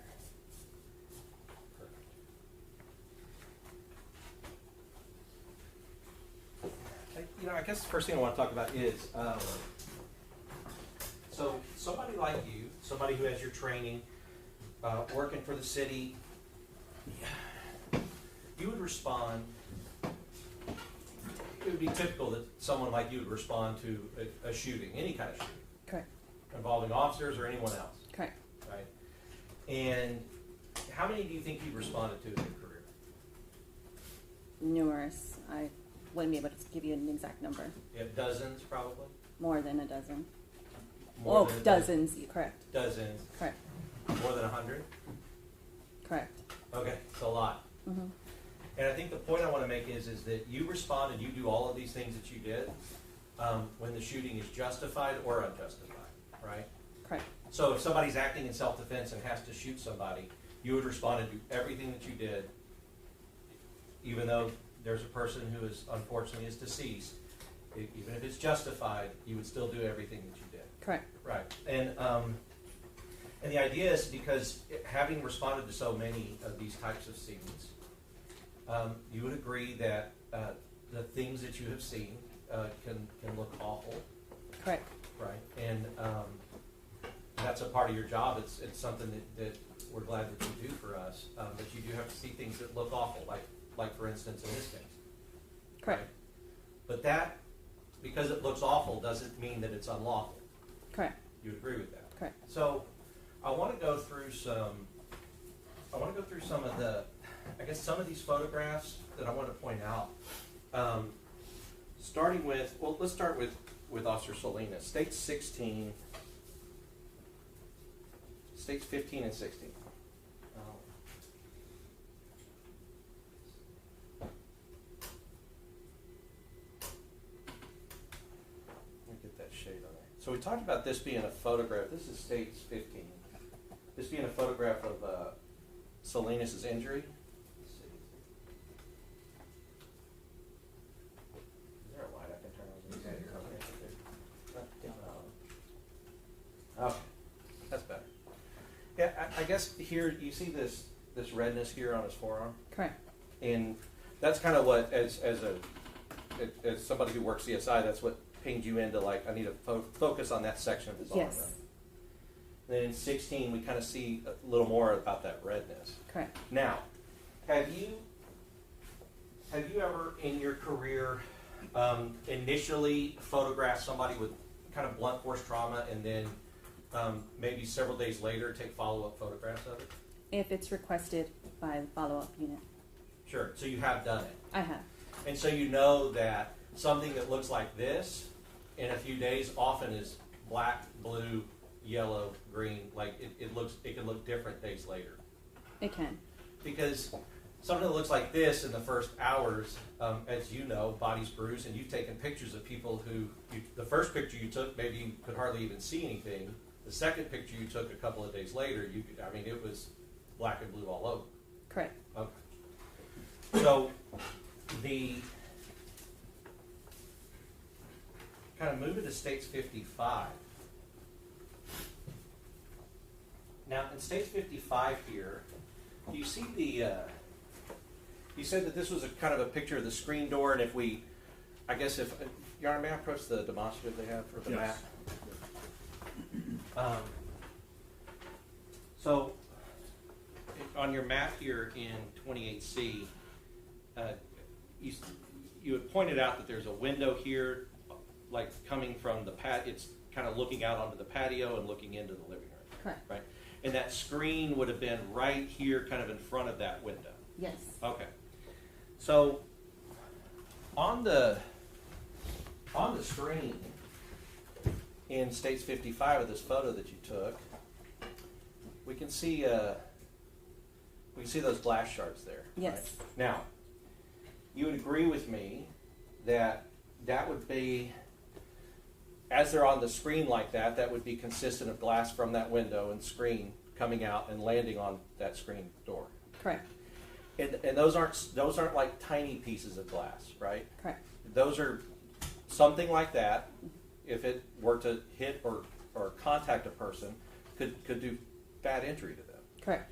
Because these are like glass shards that are large pieces, or medium-sized pieces that are coming out. Yes. And you've seen like maybe tempered glass or something where it's supposed to break into little tiny pieces so that the glass doesn't hit you like that. But that's not that. Correct. Those things will come off in shards, and those shards can hurt, injure, and kill. Could. Yes. Good. Possible. Now, just kind of looking at 56, we can see that we can see in 56 as well. We can see these two pieces. Move that back a little bit. We can see these two pieces are, those are the same pieces, but they're substantial, and you photographed that for that reason. Yes. Now, you didn't collect any of it, No. of the glass, and I guess would that be typical not to collect glass like that? Correct. Okay. But what you did do is you collected the glass from the candle that had shattered, Correct. right? And in your understanding, that glass that was over there on the screen wasn't the same as the glass from the candle. They were kind of on different parts of the forge. I wouldn't be able to differentiate that. So the glass that was wrapped around with the prayer, that is the glass that was collected. Sure. Yeah, but if you would have thought, like, hey, that's glass from that candle, you would have put that together too if you thought that, but you didn't have that. That wasn't in your mind that those two pieces are together, right? Correct. Yeah. Now, and I noticed that you said with the candle, you had to wrap it up and it said caution shattered glass, right? Correct. Why do you do that? So that way it's not further destroyed or maybe in the property room thrown around. Right, okay, sure, so like, because the pieces that you have, you wanna keep as pieces, Correct. not smaller pieces. Correct. Okay, so it's kinda like putting fragile on a package. Yes. Got it. Now, when the prosecutor asked you to open it, he said, be careful opening it. Why did he do that? Because there's glass in there. Right, and what can glass do? Cut you. Cut you, hurt you, injure you. Correct. And depending on where it cuts you, for instance, if the glass comes into your eyes, it could blind you. You agree? Correct. If it's moving at speed and hits you in the neck, it could sever a carotid artery and you could bleed out. Correct. Okay. So looking at, I kind of want to look at. I think it's 70. I think it's 74. Is that 70? Oh, is that 70? Got it. Oh, with the state 70. But one of the things I want to show you here is that state 70. These were the bullet holes that he was pointing out. But do you see state 70? It has like a lock on the outside there, right? Yes. And that lock could theoretically be, if you had a key, could theoretically be opened with that key. Yes. But there's only one. Yes. Right. So you would agree that on that door that you photographed, there would be only one that could be, like, only one of these locks could be unlocked from the outside. Correct. Now, we look at states 95. That's an inside of the door with that same lock. You'd agree? Yes. So let's kind of put these two together. So if we put them together, the lock that would correspond to this outside lock would be the one that's, I guess, the first one that we see here in this picture. Yes. And then there was one higher than that that does not correspond to any outside lock. Correct. Okay. So what that means and what that tells you, just, I mean, honestly, you don't even have to be a pro. It just, what that tells you as a human being is that if that top one is locked from the inside, there's not a key from the outside that can unlock that top. Correct. Okay. So if they had gotten a key to try to unlock this door, if they gotten a key to unlock this door and this top one was locked, that key to unlock the door wouldn't have done it. Correct. Okay.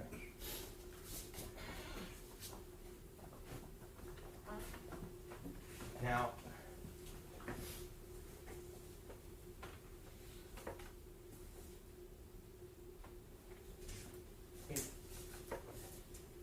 just kind of going back with the glass, I want to point out in 89, I think the prosecutor went through it with you, but in 89, in that windowsill from the inside, you also see quite a large piece of glass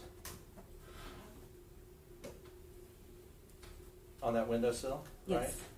Now that looks like a piece of broken glass. It wasn't made or meant to be there. It looks like it was broken and ended up there, right? Yes. And a piece of glass that large can be sharp, you would agree? Yes. Can be deadly and dangerous. Yes. And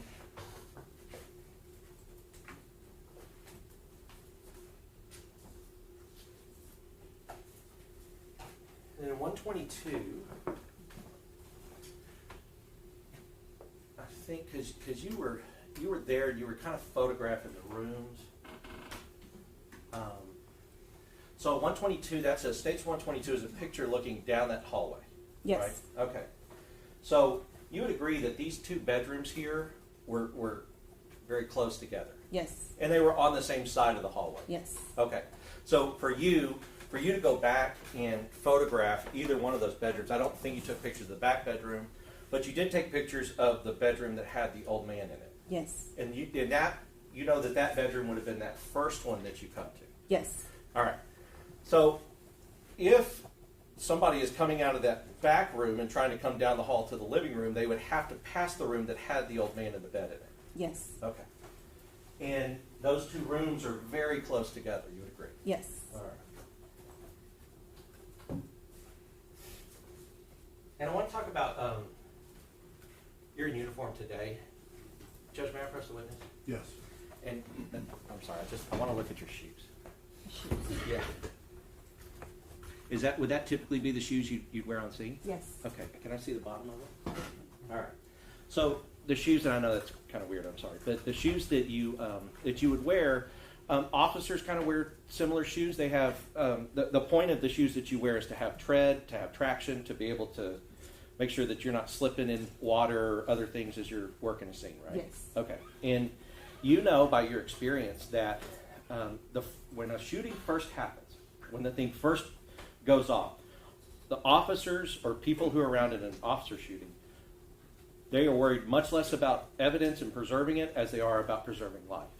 Correct. You know that. And so what can happen is, and even EMTs and paramedics, what can happen is they run in there and they're going to the person who needs aid and attention, and they can kick shell casings, right? Yes. And you've seen that happen where you know that a shell casing's kind of ended up in a weird place that it shouldn't end up, but it can be carried by the feet of the officers as they're coming in. Yes. And paramedics as they're getting their bags down, and then they'll move stuff, and that's proper procedure, because even though as a CSI person you would prefer your scene to be exactly like it was so that you can collect it, you do understand that human life and trying to preserve human life supersedes all of that. Yes. Right. And you agree with that. Yes. So, and kind of talking about bullet fragments. So, because the bottom of my shoes don't have a tread, but because shoes like yours and shoes that officers would wear as part of their uniform has that tread to keep you safe, it can also pick up shell casings and bullet fragments inside that tread. Correct. And then the officers can walk to a separate part of the room or the house, and it can be deposited somewhere else. Correct. And you wouldn't have any way of knowing if that happened or not. Correct. Okay. And that has happened to you before? It's happened on scenes? No. In the sense of, like, you have had a shell casing that's like way off somewhere, and you're like, I don't know how that happened, but the fact that it could be carried on the shoes of the officers and then deposited without them knowing it somewhere else, that's a possibility you're trained on. Yes. And all you can do, because you can't say what happened if you weren't there, is just mark where you found it, take a picture of it, and that's your job and your role. Correct. So one of the things when I guess when Mr. Lunan was talking to you, as far as the old man in the bedroom, I think you said originally when you were processing the scene outside, you knew that he was still in there. Yes. And by the time you got inside the bedroom, and I couldn't tell, maybe you could tell in the pictures, it didn't look like the candles were lit anymore. Did you have lit candles in there when you went in? I don't recall. Okay. It didn't seem like it from the picture. But as somebody who processes a lot of scenes and takes a lot of pictures, you also agree that sometimes the human eye can see better than what the camera can see. Yes. Right. Like, and so, like a body camera or any kind of film or anything, sometimes you can see something that the camera cannot. Correct. Right. Because for whatever reason, our eyes, our God-made eyes are better than man-made cameras. Right. Correct. All right. So but as far as the old man, we say the old man in the bedroom, as far as the man who you knew was there, did you intentionally wait for him to be removed before you processed that scene? Yes. Okay. And that's just because you didn't want to, he needed to get out and get to where he was safe, and then you would come in and do that. Yes. All right.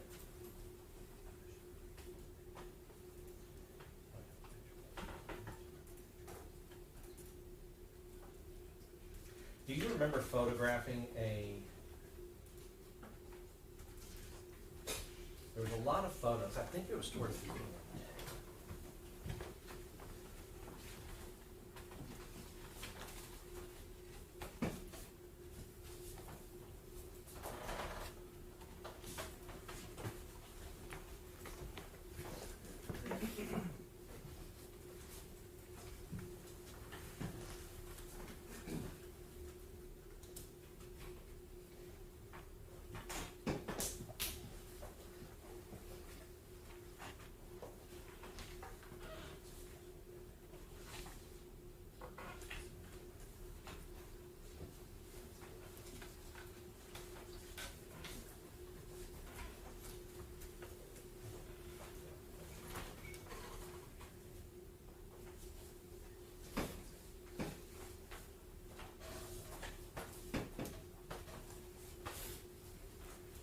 So, if we look at 128,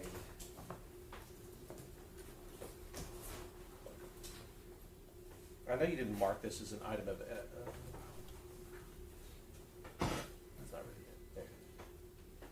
I know you didn't mark this as an item of evidence, but that was in that bedroom there in States 128 that you said that there was that man that was in the bed? Yes, Yes, and then I guess up here you see that that's kind of that would be like a bedpan or something that he would need to urinate from the bed? yes, And that's because, I mean, I guess that tells you if somebody does require that they're what we would call bedridden, or they would have a hard time getting around. yes. Right.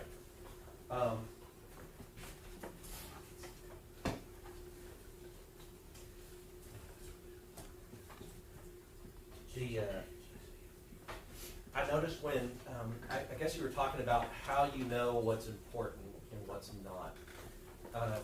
Is there somebody on scene directing you to what they want you to take pictures of? Yes, homicide detectives. Okay, because I mean, with your experience, I mean, there's stuff that you look at that's obvious that you need to take pictures of. There's bullet holes or potential bullet impacts. There's broken glass. There's unfortunately there's a body in position of somebody who has died. There's injuries on that body, so you know to take pictures of those. But as far as like how all of these things relate to an investigation as a whole, you would need direction in order to do that. Yes, Right? And in fact, you did take pictures of the fire alarm box that was pretty far, I mean, it was a ways away from that apartment. yes, And the reason you did is because somebody told you to go do that. correct. Okay, and I think Mr. Nisbet will have some more questions for you about that later. And I think that I did want to talk about one thing. You know, obviously Ms. Perez's clothing had been removed, cut off. That is common in your experience when somebody is being medically treated to free the person of clothing so they can see any injuries that they have. Correct. And what you saw was evidence of medical treatment that had gone on with Ms. Perez. Correct. And did you know that some of those seals and some of the things that were happening, those were happening like by some of the officers on the scene who were also coming in trying to give medical attention before EMS got in there? I was not made aware of that Okay. night, but that's possible, yes. Yeah, that would be common in your experience. Yes. Because when police officers, if they're forced to shoot somebody, they still want to save them if they can. Correct, And they're not trying to kill, they're trying to stop in your experience.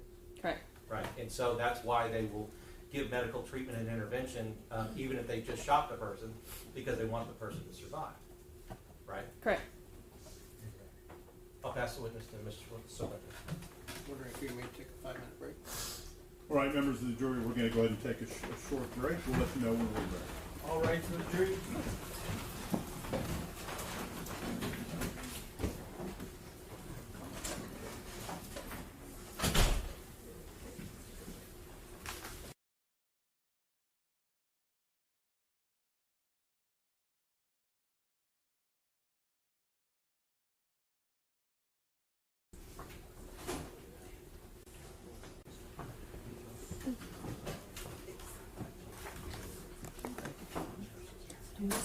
He said 5 minutes. I don't know if I'll be able to make it back. Okay. Oh. I might go then. I didn't realize how long it's been here. I know. Okay, I'll be back.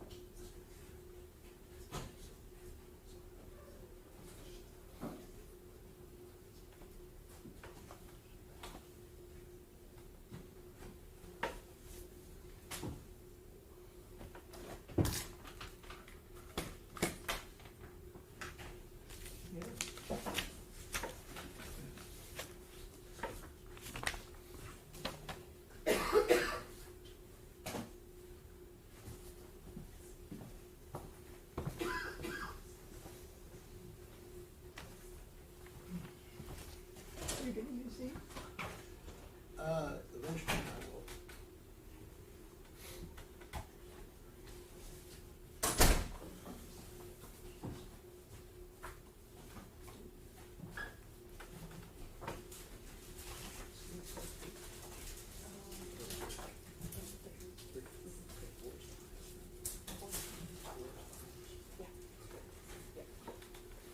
Just wanna make sure nothing is done.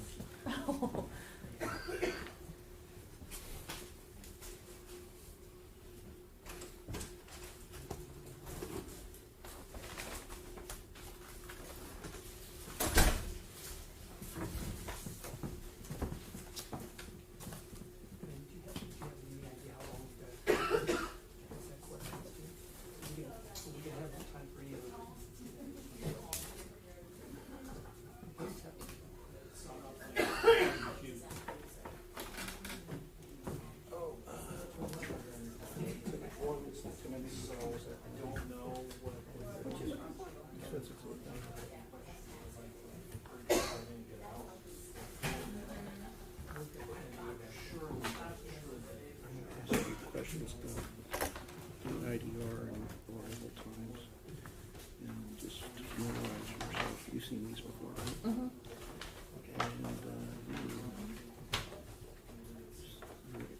Anyone with 81, 8161 81 and 81 is the CSI, right? Yes. Oops. Over here is your arrival times. Mm-hmm. So you arrive, I didn't clear until 7 in the morning, something like that, I think. Oh, well, I'm 8161. Which is all the other CSIs cleared at 7 or something like that. yes. By clearing it though, that could be not clearing it from the scene, but clearing it from the office. That means just signing out of the Okay. computer. So physically, when I sign up, I don't know where, at that point I'm at the office. Just says you're available for service, right? Yeah, either I'm available or I'm done for the Okay. day. And you would have been there when Dennis was there, right? If it shows that, right? Yeah, because I don't remember last time I left the scene. Okay. 1:30 again.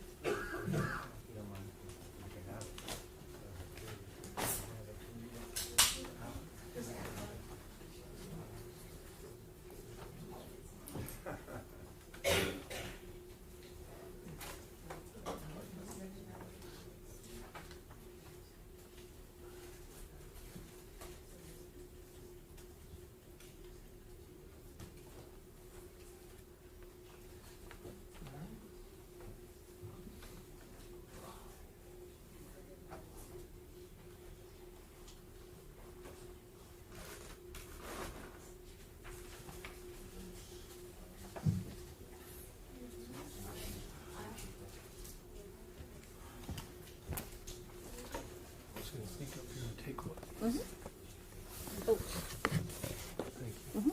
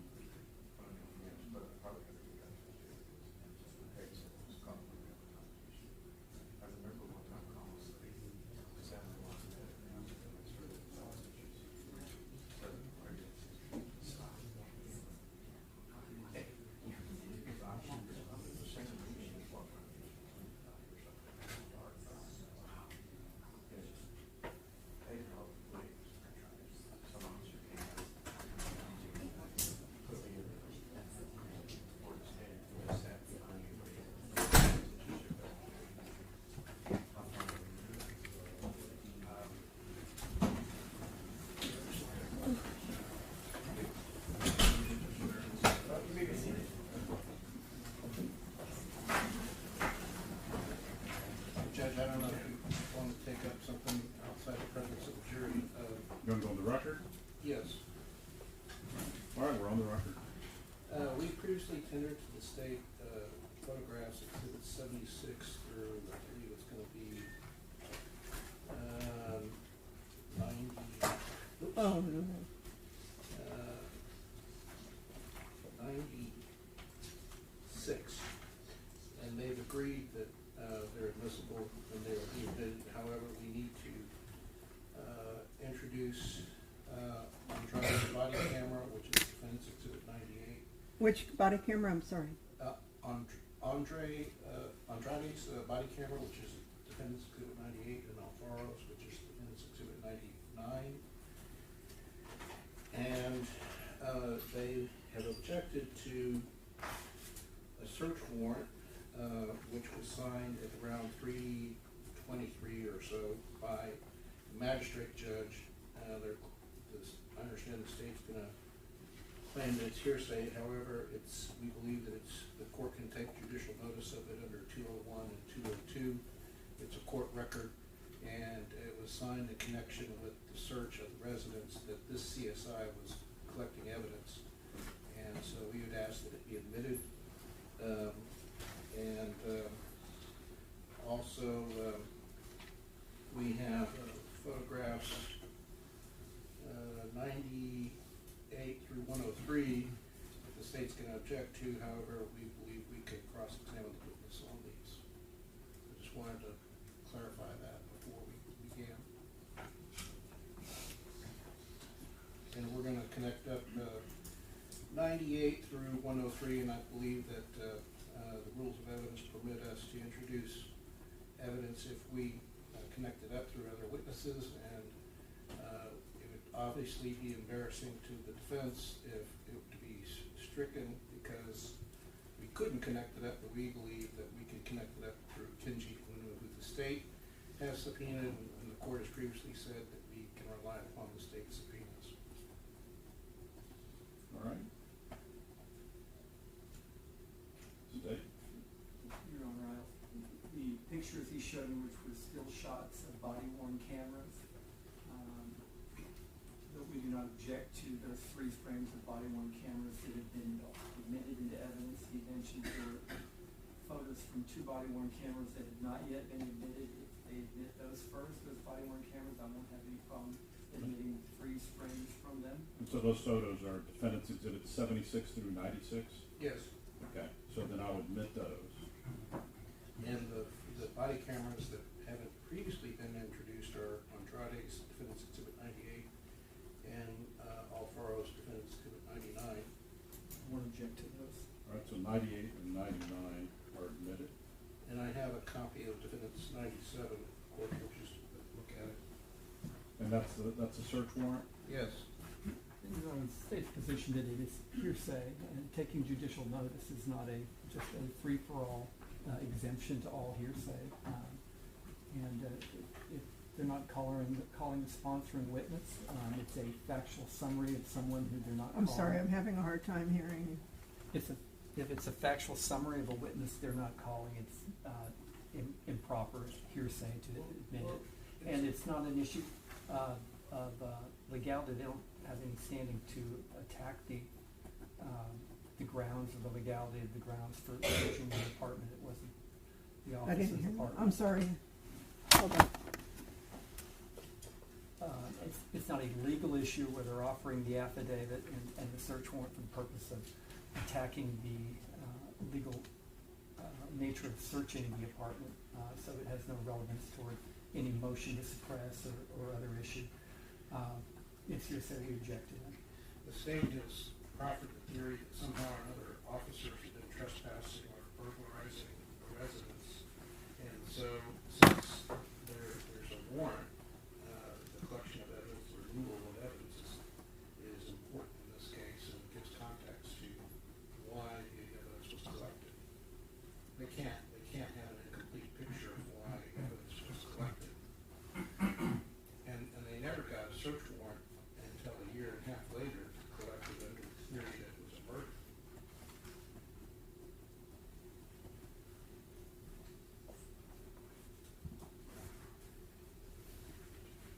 Okay, so this one is defendants 97. Are there others that you're seeking to introduce?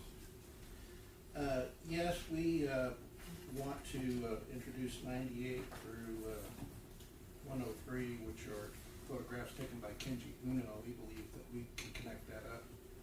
98 and 99 are already admitted, right? Those are the body-worn cameras? Oh, I'm sorry.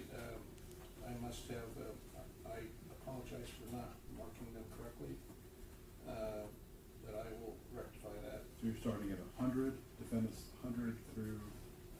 Probably through 105. And or 8.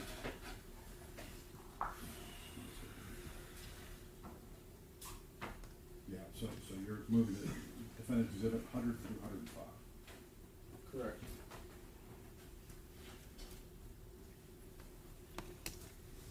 And just from Mrs. Fuentes' argument, he's purporting to offer to this witness, photographs that she did not take, that were perhaps taken on another day in other places by other people. And it's improper to ask this witness questions about pictures that she can't authenticate because she wasn't the one that took them. She didn't take them on the day that these pictures were taken.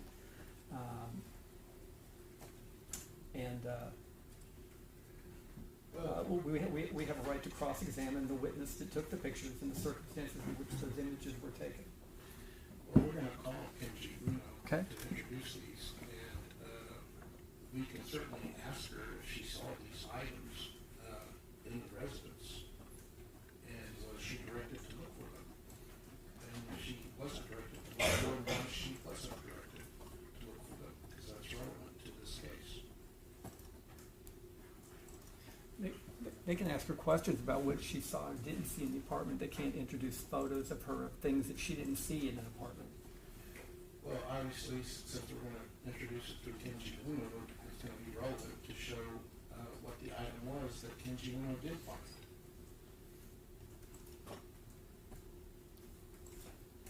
And it's admissible if we promise to connect it up, and if we fail to do so, the court can instruct the jury to disregard. All right, so would this witness have the ability to authenticate 100 through 105? She will not, but that's not necessary under of evidence. Why don't you just ask her, show her the photo right now and ask her? She walked all around the apartment and looked at everything. Okay.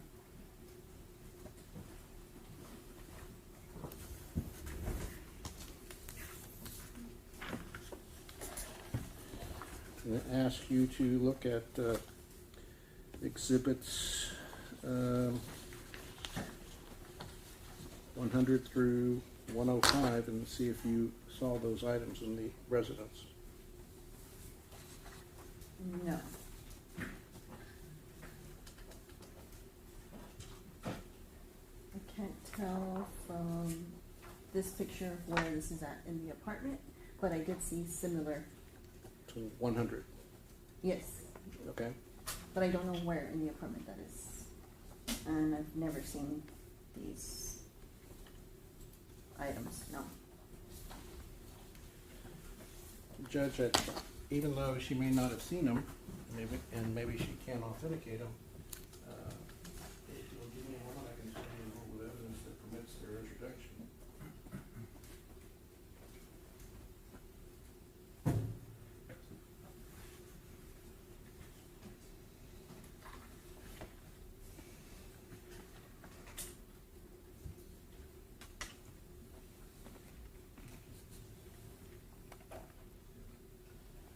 I believe it's going to be Rule of Evidence 103 that you can admit evidence for a limited purpose, subject to being connected up. And also, yes, on 103. Yes, Your Honor, and just to add to that, authentication is the thing what it purports to be, right? That's all it is under 901, is the thing that we're talking about what it purports to be. We got these in discovery from the state, so they agree and admit that they are what they purport to be, which is the pictures and the photographs taken by Kenji Uno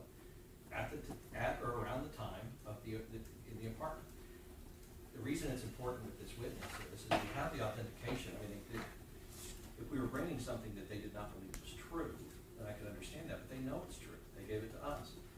But what's important about it is that, and it's not saying anything necessarily about this CSI, but there are things that are important to the investigation, the other investigation that started this whole thing, that she was not directed to take pictures of. So the jury needs to know what those photographs are that she did not take pictures of because she was not directed by the investigation. And as Mr. Cifuentes said, the witness that they know will easily come in and authenticate and say that it is what it purports to be will come in. So we're asking that they be conditionally admitted, as Mr. Cifuentes argued. So, how would the jury know that they're true, right? How would the jury know that they purport to show whatever it is they're supposed to show? Well, If this witness cannot authenticate. Because we all agree that they are, and so what we're doing is we're representing to the court that they are true. We've gotten them from the state, who also agrees that they are true, and they are the photographs that they gave us. And the jury may not necessarily know now, but that's where the conditional part of it comes in. And so conditionally, we can talk about the fact that these are other items that were photographed in her apartment at or around the time of the event. You did not photograph these things. You were not told to photograph these things. These things can have relevance to the other investigation of the photographs you did take of the wires being cut at the fire alarm. Because that's what they are. It's batteries and things that she had stolen from the fire alarm, which this witness did take photographs of. And so it's really just showing that there was a missing piece in the investigation and not on her, because as she said, she relies on a detective to tell her that these are relevant and important. The fact that a detective did not tell her that they're relevant and important is relevant and important to our case. And so as far as the jury is concerned, I think where the conditional issue comes in is if we weren't able to have Kenji Uno say, I took these pictures at this time, which the state knows we're going to be able to do that, then the court would say, look, you just disregard those photographs, and that would be that. But if we didn't all know that this is going to happen later, and just for the purposes of not bringing her back and saying, all right, now let's bring you back and talk about you didn't take any of these photographs, that's all we're asking to do. And I represent to the court that as part of discovery, Detective Soto wore a body camera where he interviewed Kenji Uno, and he referenced these photographs. And there's an email that the state provided us in discovery from Kenji Uno to Detective Soto where he attaches these photographs as the photographs that he referenced in his prior interview. So there should be no doubt that these are true and correct copies. Your Honor, and if I could just add one more thing. The state has gone out of their way to say there were no exigent circumstances in this case. Besides hot pursuit, another exigency would be because she escaped and there was evidence of the thefts that she had committed, which she admitted to on body-worn cameras, that she had committed multiple thefts and burglaries of the fire alarm systems. The fact that these batteries were in her apartment, proof of those things. This witness was not instructed to look for evidence of that. The state provided us with those pictures. They know what that is evidence of, that it was evidence of thefts that were inside of stolen batteries that were inside of her apartment, which would constitute another reason for an additional exigency and not a burglary of a habitation by all of these police officers. So for that reason, it's very vital, and we can connect it up. Mr. Uno was on their witness list. They were the ones that provided us with these photos and this evidence. All right, so if those photographs contain what you purport to the court, what they contain, I'll find that they are relevant. State, will you stipulate to those? No, Your Honor. They need in the context of those photos. We have rules of evidence, Your Honor. Just because we have something in our possession and give it to the defense does not dispatch with the rules of authentication and does not dispatch with the rules of hearsay. And any witness who took those pictures needs to be available, sitting right there to be cross-examined about when, where, and how, and motives and those other kinds of things. We don't just give the jury things without any context, which she can't provide. Are all the police reports in this case all of a sudden admissible because we gave them to them? They're not. Hearsay is still a valid objection in a criminal proceeding, and we expect them to have to follow the rules of evidence in the same way that we're required to. Rule of Evidence 104B states, relevance that depends on a fact. When the relevance of evidence depends on whether a fact exists, proof must be introduced sufficient to support a finding that the fact does exist. The court may admit the proposed evidence on the condition that the proof be introduced later. This is the exact situation that this rule is designed for. Have you talked to this witness? Have you lined him up? That's your intention? Well, this Well, witness. I'm asking. It's a fair question. Yeah, but let me just do this. I mean, I understand the technicalities of everything. I am going to sustain the state's objection to Exhibit 97, which is the affidavit for the search warrant. I will allow and admit defendant's Exhibits 100 through 105, the photograph. Your Honor, may we admit that the warrant was signed on June 23rd, 2023 at 3:17 a.m. on page 2. If you're not going to admit the affidavit, can you redact the affidavit? You basically just want page 2 that those warrants signed at that time on that day? Well, So you'll make the affidavit, the second page of the affidavit, 97A? yes. Okay, so you're moving to introduce 97A. In Yes. response to that? Just the warrant, is that what you propose? Yes. And not the affidavit, which contains the hearsay? Page 3 of 4 is the search warrant. Can you just rip it off and label it just as one exhibit? Yes, Just a single numbered exhibit? yes, 97A. Yes.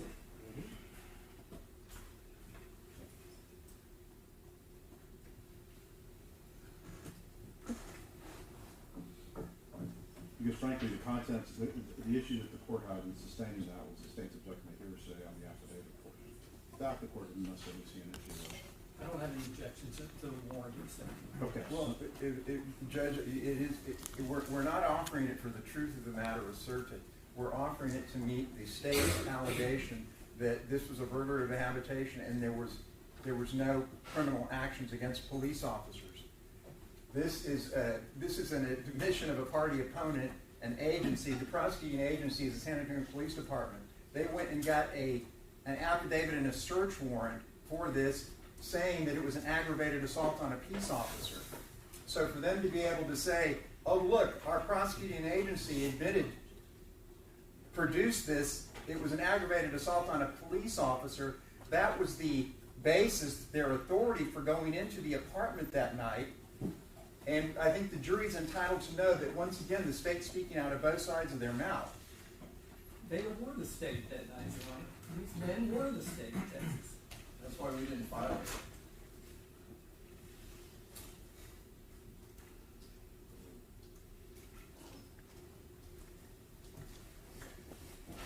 All right, so I'll admit defendant's exhibit 97A. And it's 2 pages.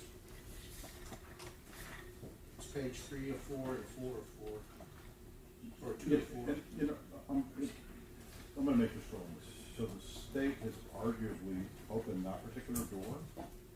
So based on that last argument made by Mr. Del Prado, I'll admit defendant's exhibit 97, but we have to make certain that the jury knows it's not being offered for the truth of the matter asserted. All right. It's being offered to rebut the state's argument. Okay. Can we have a limiting instruction then, Your Honor, as far Yes. as what the reason is that it's being admitted? Yes, I will provide a limiting instruction. Anything else? No. And what about the Kenji Uno photographs? Yes, those have been admitted. That's 100 and 105? Yeah. Yes. They're admitted? Yes. Okay. Let me work on a limiting instruction real quick. So 100 through 105 and 97A, Judge? I'm sorry. And 97. 97, not A. 97 and 97 and either 97A, or do we just put both documents together and make them 97? Because there's Cifuentes? Mr. Cifuentes? Yes. Yeah, you wanna make it 97 for the two documents together? For the, affidavit of answer. Okay, yes, and then it'll be 97, there is no 97. I got you, Judge. And I'm working on the limiting instruction.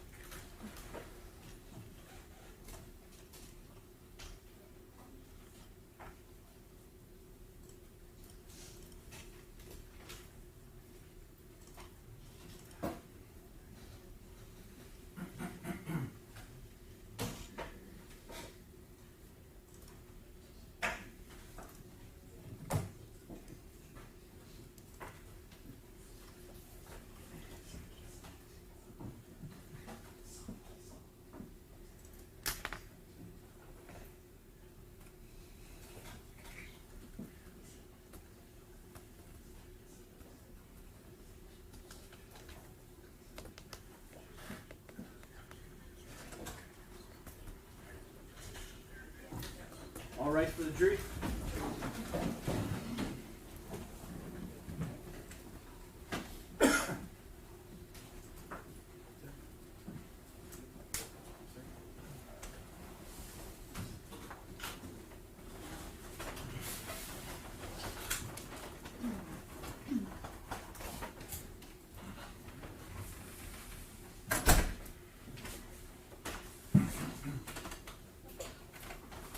You may be seated.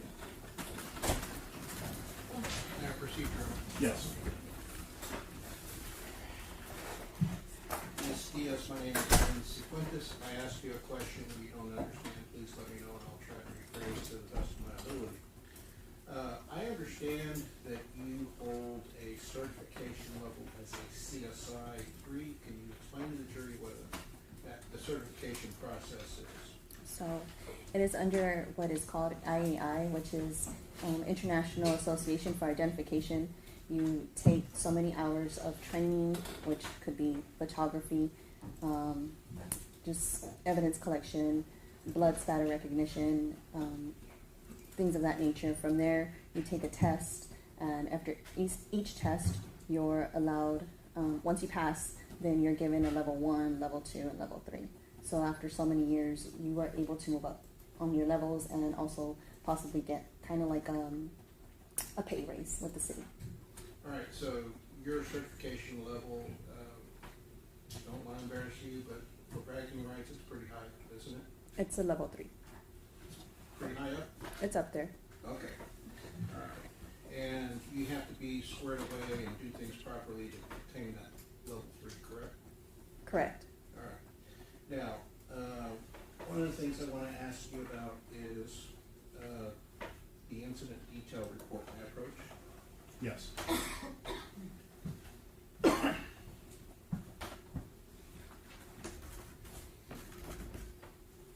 This incident detail report, would you agree that it lists all the people that have been dispatched to this call? Yes. All right, can you, for the benefit of the jury, read out the names of all the CSIs that showed up to the call? Well, I know they are assigned to the call, so I can Sure. what time they arrived or if they went to the scene. They may have also gone to headquarters. Okay. Okay. So read out their names and then read out when they were dispatched and read out when they arrived and when they cleared from the call. Okay. So you have 8131 Charlie, which appears to be Pete Donahue on that night. He was assigned at 2:16. He arrived at 2:30. You have 8171 Charlie, which is CSI Sydney Fusca.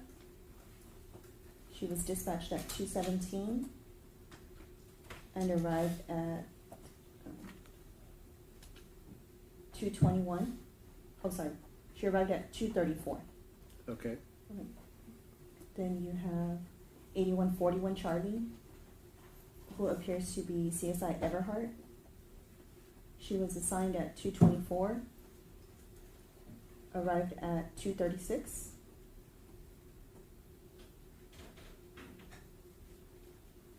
That's what I see on All right, and can you tell us when all those CSIs cleared from the call?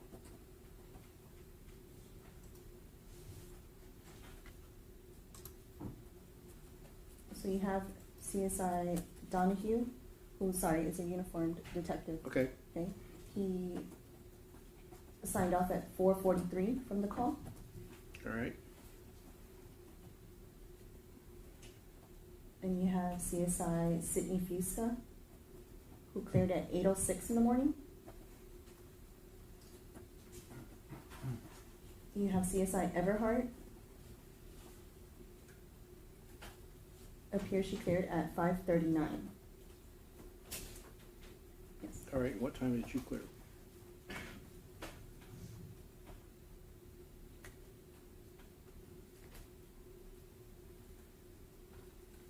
Seven 18. All right, and I had asked you before the break if Chief McManus had showed up to the call, and he was unit number 0001. What time did he show up, and what time did he clear?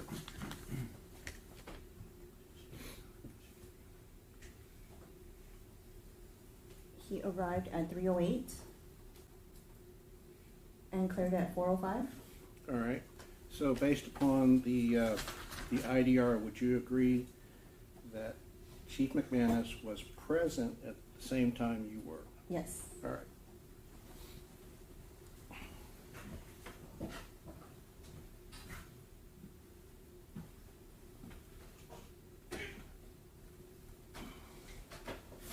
Now, is there a form that is required to be signed controlling the who, or actually documenting who enters into a crime scene that SAPD uses?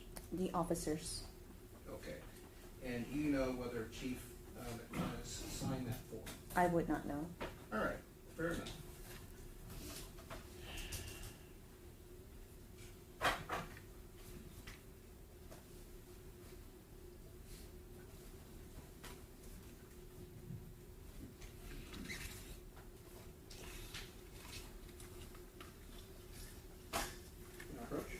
Yes.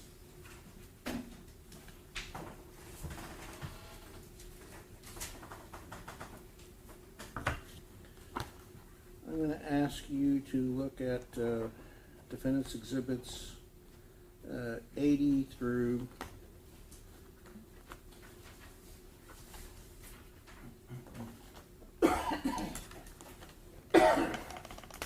93, and after you reviewed them, please let me know.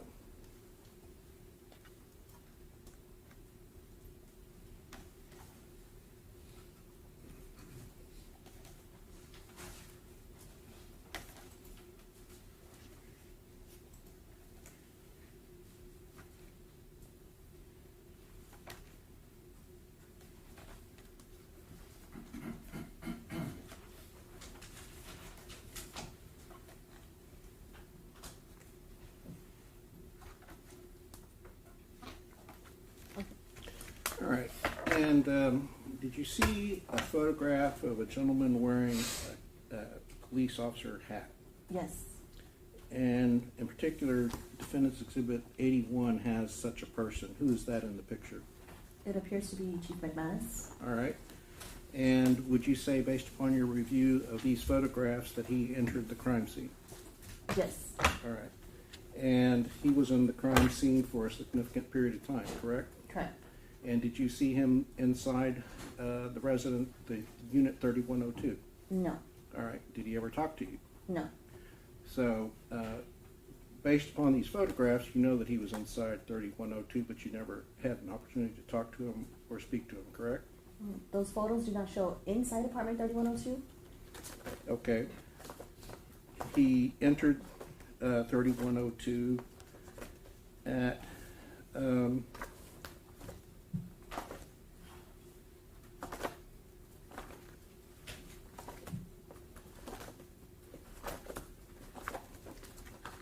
can show you on the photograph, on a particular body camera, and Alfaro's body camera, and also Robinson's body camera.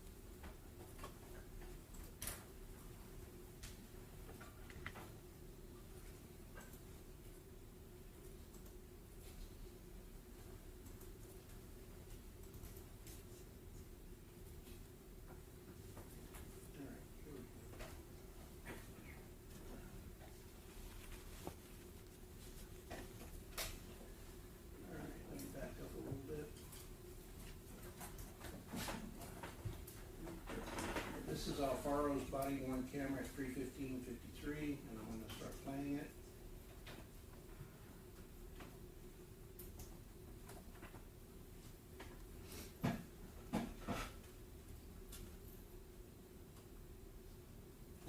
And do you see this gentleman enter the crime scene wearing a hat at 3:16:05?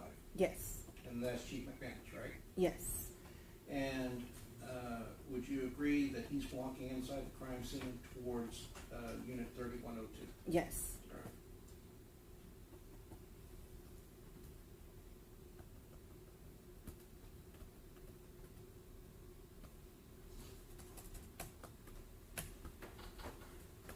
And did you see in the far corner that there were people walking into 3102?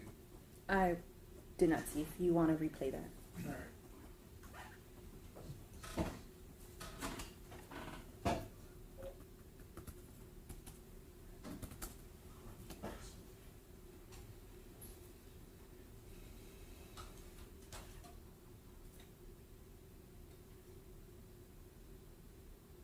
Do you see them walking in? Behind him? Okay, so on the left of the screen, there is an archway that's Yes. lit up. You saw people walk into that? Yes. Okay. And if I represented to you that that was Chief McManus, would you have any reason to disagree with me? No. All right.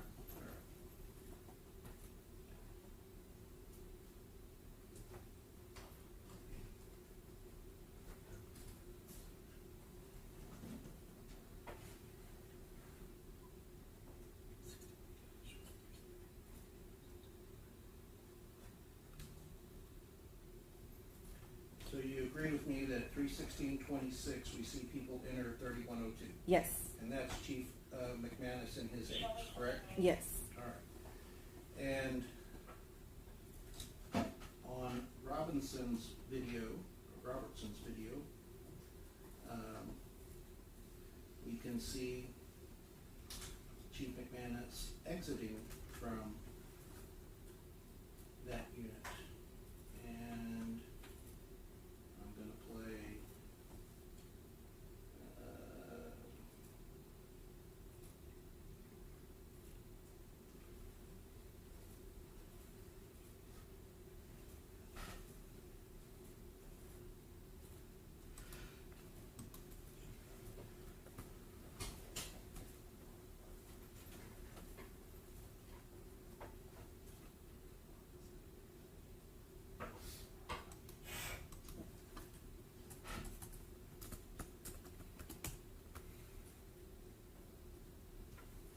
all right, there's a group of people standing in front of the patio. Would you agree? I do see people, silhouettes. And would you agree that that group of people included Chief McManus when he exited the apartment unit 3102? From this frame, I can't Okay, see clearly if that is him. I see a silhouette of a person. all right.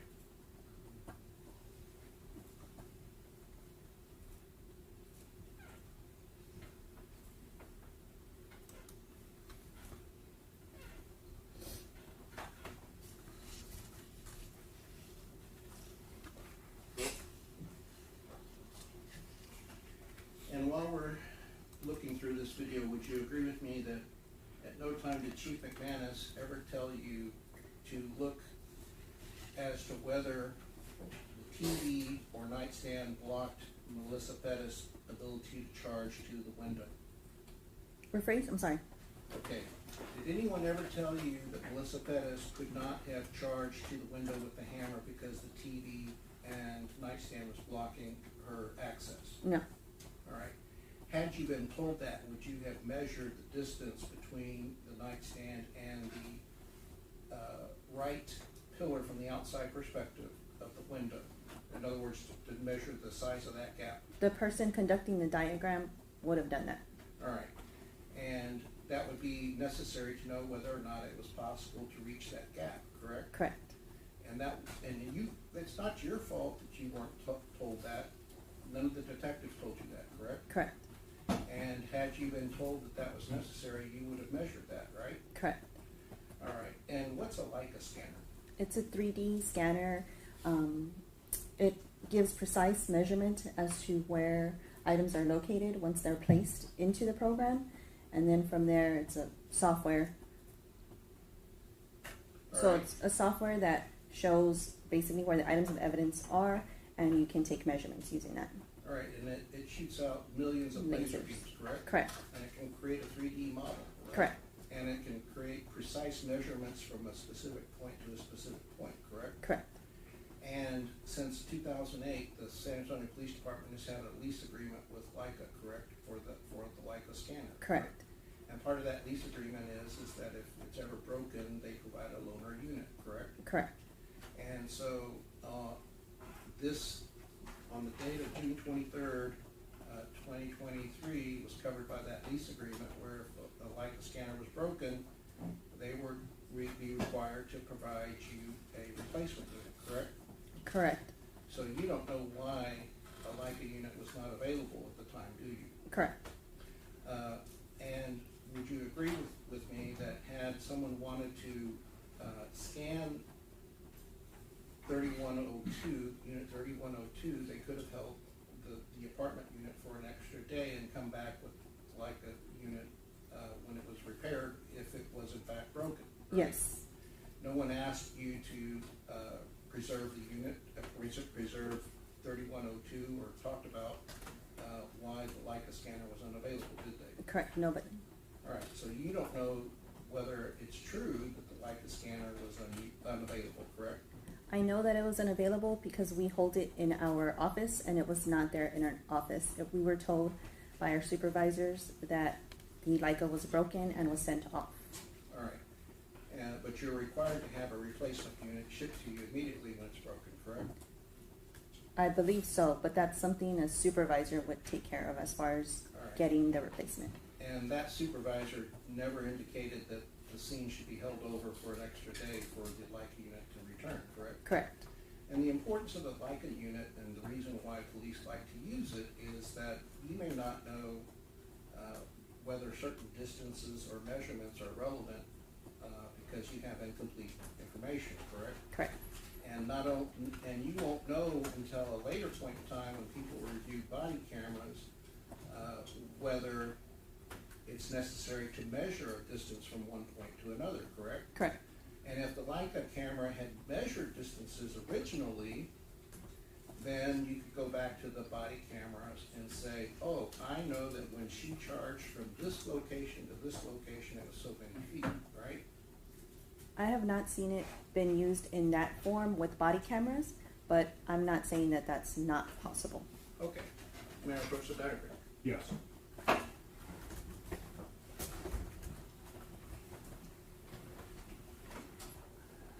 Would you agree with me that I'm pointing to, for purposes of the record, I believe I'm pointing to the hallway between the kitchen and the living room, correct? Correct. And if you had the Leica camera, someone could have measured the distance from the corner of where the living room and the hallway meets to this patio window where we have the 11-foot mark by the window, correct? Correct. So if you had the Leica camera, you could have measured that distance from here to here, correct? Yes. And if you had the Leica camera and you were told that someone charged from the right of the wall where it's 14 feet 9 inches along the couch, turned the corner and headed towards the window 11 feet, with the Leica camera, that distance could have been computed, correct? If the person is, if we know the accurate point of where that person was standing, Right. yes. So the object could not be moving, it would have to be, like, we would need to know the exact place that person started from And and if then you ran had- from, yes. And if you had body cameras and you could pinpoint the start point and the end point, you could measure the distance traveled, correct? Yes, it would give about a rough estimate. All right. And if someone charged from this corner to the patio door, the body camera, the Leica scanner could have measured that distance, correct? Correct. All right. But because it wasn't used, that information was missing, correct? Correct. And would you agree with me that, for purposes of the record, that the corner of this TV stand from here to the window, nobody measured that distance, correct? That's something you would have to ask CSI Fusca on. Since she conducted the diagram and took measurements, I don't know what she took measurements of or where she has those at. But you would agree that in the photographs Mhm. that have been introduced so far, Mhm. that distance hasn't been measured. Correct. And it's not on this diagram either, is it? Not that I see. All right, now. Oh, before I leave this diagram,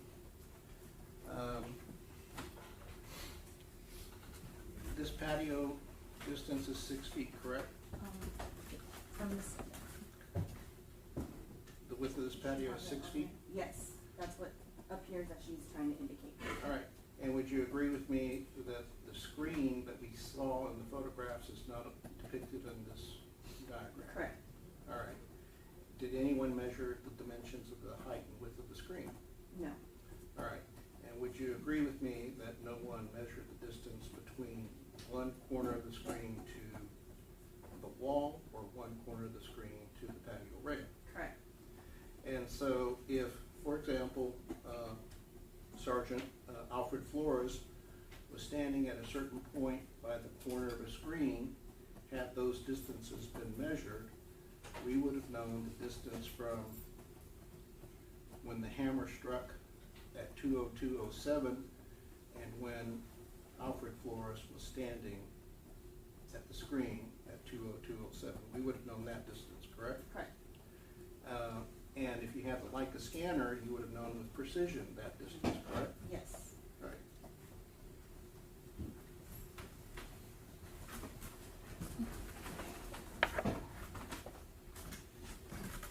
And would you agree with me that CSIs are trained in taking photographs of damages caused by tool marks, Yes, or by tools, I should say? correct. And what you're taking a picture of when you're collecting evidence is tool mark evidence, correct? Correct. Now, were you told that Melissa Perez struck a window at 2:02:07 and came within 3 to 5 feet of striking Alfred Flores in the head? I'm sorry, repeat? Were you told by any detective that Melissa Perez swung a hammer overhead, tomahawk style, hit the window, and nearly hit Alfred Flores in the head with the hammer at a distance of his head at 25 feet. No, I was not. All right, had you been told that and you knew that she struck the window, would you have wanted to take pictures of the horizontal frame of the window to see if there was damage to the window from the hammer? Yes, And why is that? to show where the tool or the hammer hit the frame. Yes. Yes, then I would have taken a picture. And that frame is made of aluminum, correct? I don't know what it's made out of. If it's made of aluminum, you would expect to see damage, correct? Yes, All right. And so, is it fair to say you weren't given sufficient information about what happened in terms of collecting evidence? I was told there was a hammer involved and that there was a shooting. Okay, that was all you were told. Who told Correct. you that? The detectives at the scene. Which detective at the scene? I believe I spoke with Hines, Detective Hines. Now, were you told that she swung a hammer breaking glass and it was ejected in the direction of Alfred Flores? No, Had you been told that information, would it have been helpful to take a photograph of the pattern that the glass fell on the ground to show the cone shape of where the glass landed? so there are pictures of the patio. Is that where it landed, or is that, because I do have pictures of the patio and the window. All right. Would it be fair to say that had you been told that glass had been ejected from the window after a hammer struck, that you'd want to show the path of all of the glass that flew out the window? You'd want to do that, wouldn't you?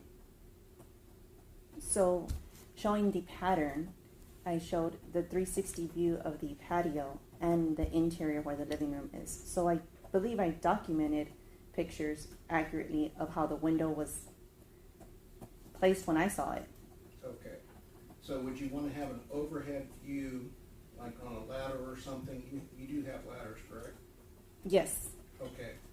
Would the best way have been to do that would be to get on top of the ladder and shoot down towards the patio and see the entire patio? I could have done that, but also we have the cameras high enough with the video screen to turn and face me. So I have 320 pictures. I'm not sure if it's somewhere in those pictures of the whole patio area. So Okay. it may be in there. I just may not have seen it to date. All right. So would it be fair to say that in order to get a 360 view, someone would have had to have stitched those photographs together, correct? Correct. But as far as you know, Detective Soto or whomever in OSI never stitched all the photographs together to show you, right? Not that I'm aware of, no. All right, so if the detective knew that you had done the 360 view, you would have expected him to stitch those together to show that pattern, correct? Yes. All right. And you don't know why he failed to do that, do you? No. All right. And speaking of tool marks, did you look for a pry bar in 3102, given that Melissa Perez broke into the fire control alarm panel? No, I did not see one, neither look for one other than the hammer. Did anyone direct you to look for a pry bar? No. All right. Did you believe that the hammer was the pry bar to break into the fire access control panel? I believe they have the ends of the hammer that could be used to pry something open, such as a door. So you believe that by taking a photograph of the hammer and the claw, that you took a picture of the potential instrument used to pry the door open? Correct. And would you also believe that that was the potential tool used to pry the red panel open? It could have been used. I'm not sure if it was, but it could be used. All right. Were you told by anyone that Melissa Perez admitted to then Lieutenant Chris Hudson that she previously stole 13 batteries from fire alarm panels in the complex? No, I was not made aware of that.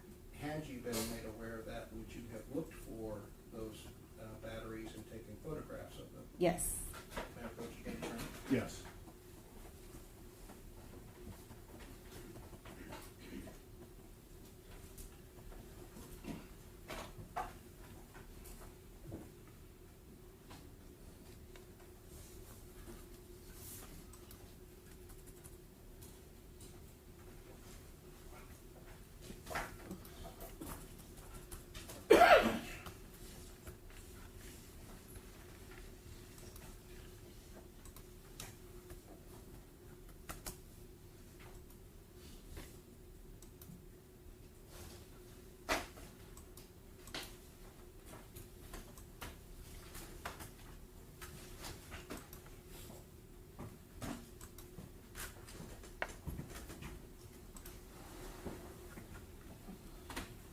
I'm showing you exhibits 100 through 103, and in particular, can you take a look at 101 and 102?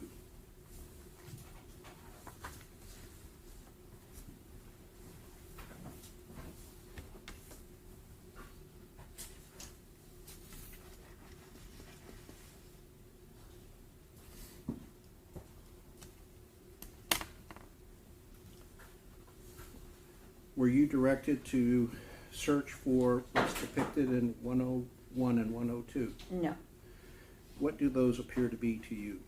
because you're telling me they're batteries, but if I saw this, I would not know what they are. Okay. And I'm asking you to take a look at Defendant's Exhibit 104 to 105. Were you directed to look for components of a fire alarm panel? No, Do you know what 104 and 105 are? no, I do not. All right.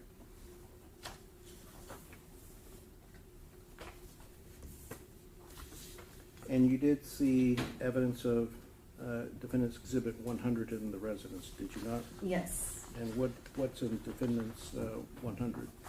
vent that appears to be taped All with right. the cardboard and duct tape. And did you see all the vents like that? The ones that I saw that were like that were the ones in the kitchen, hallway, and I don't believe if there was any in the living room. All right.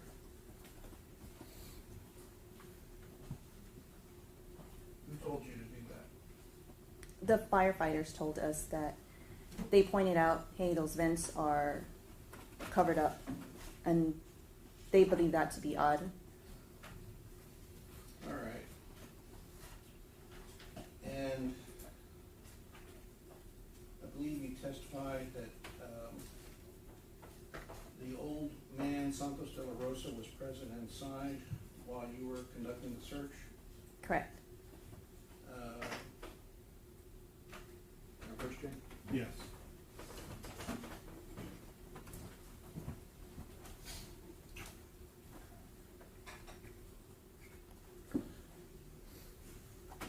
I'm handing you what's been marked as Defendant's Exhibit 75. I'm going to represent to you that that is the bedroom of Santos de la Rosa, and on the window seal and the timestamp is 1:38:36. Would you agree? Yes. On the windowsill is a glass that appears to have a liquid in it. Yes. Were you ever asked to collect that to determine what it was? No. If you had been asked to collect it, would you have done so? Yes. And is there a way for a CSI to collect that and test what it is? Not to test it, but I would photograph the item as shown, and then I'd swab or take a sample using swabs of what that liquid is, package that, and then because liquid cannot be placed into the property room, it would have to be tossed out. All right. And then possibly maybe even fingerprint the glass and then also package it. All right, and then if you packaged it, the swab, you would have sent that to potentially the crime lab, That would not be me to send that off. but it could be done by, It could be done. and it could be determined what the liquid is. It can be. All right. And at any point in time, I'm showing you 78 and 79.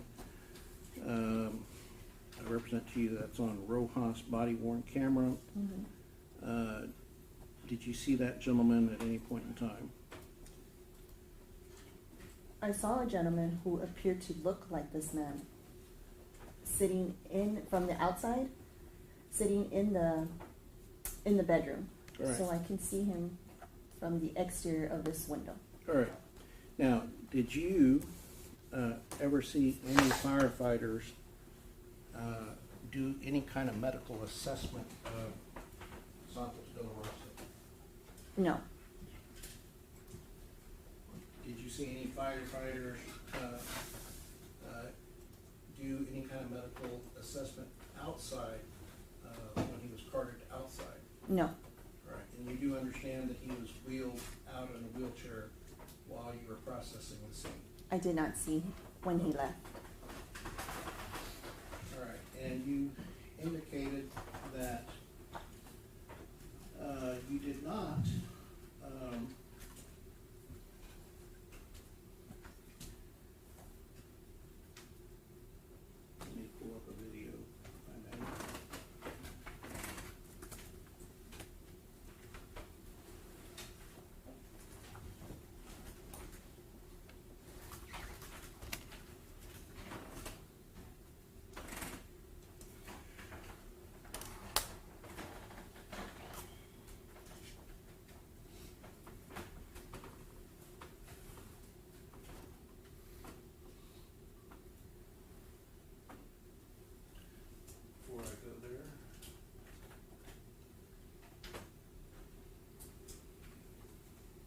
this is that photograph you took, correct? Yes. All right, and I'm putting my cursor over an object that's gray, and it looks like, it's black on the bottom and black on the top. Did you collect that item? No. If you were told that that was a battery from the fire alarm control panel, would you have collected that? Yes. Did anyone tell you that? No. All right.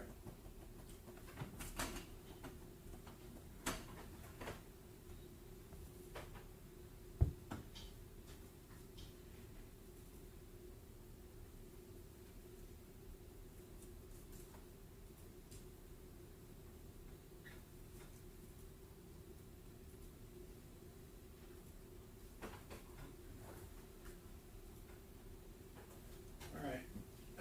This is Officer Rojan's body worn camera.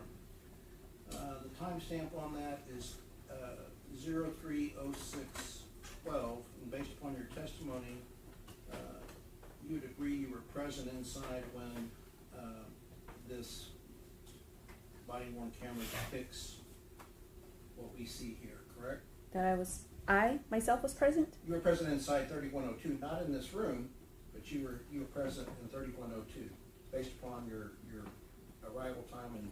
I could have been outside as well. A lot of focus was placed outside, taking pictures and evidence on the porch. So I'm not sure if I had already entered into the apartment at 3:06. All right, fair enough, but would you agree with me that where I'm putting my cursor, there's a candle burning there, correct? Yes. And it's my understanding that you testified you don't know who extinguished that candle, correct? Correct. And no one directed you to take a photograph of it, correct? Correct. And had you been told that there was exigent circumstances because of concern for the elderly man, you would have taken photographs of that candle, would you not? I'm sorry, repeat? Would you have taken photographs of the candle if there was concern about the safety of this individual? Yes. Yes. All right. And if you were told that Santos de la Rosa needed medical attention, you would have taken photographs of him as well, correct? Depending what type of medical needs, maybe if he had an injury, such as a stab wound or a shooting, then I would. All right. If he was an invalid and there was concern about his safety and well-being, you would have taken photographs Yes. of him. Yes. All right. And you would have expected EMS to tend to him before ejecting him from the apartment complex, correct? I don't know what. I can't speak for what EMS would have Right. done or should have done. Do you know who this individual is in the window? No. Okay. Is that a detective with the San Antonio Police Department, as far as you know? It looks like it, but I do not know. Okay. You have no idea who that might be? No. All right.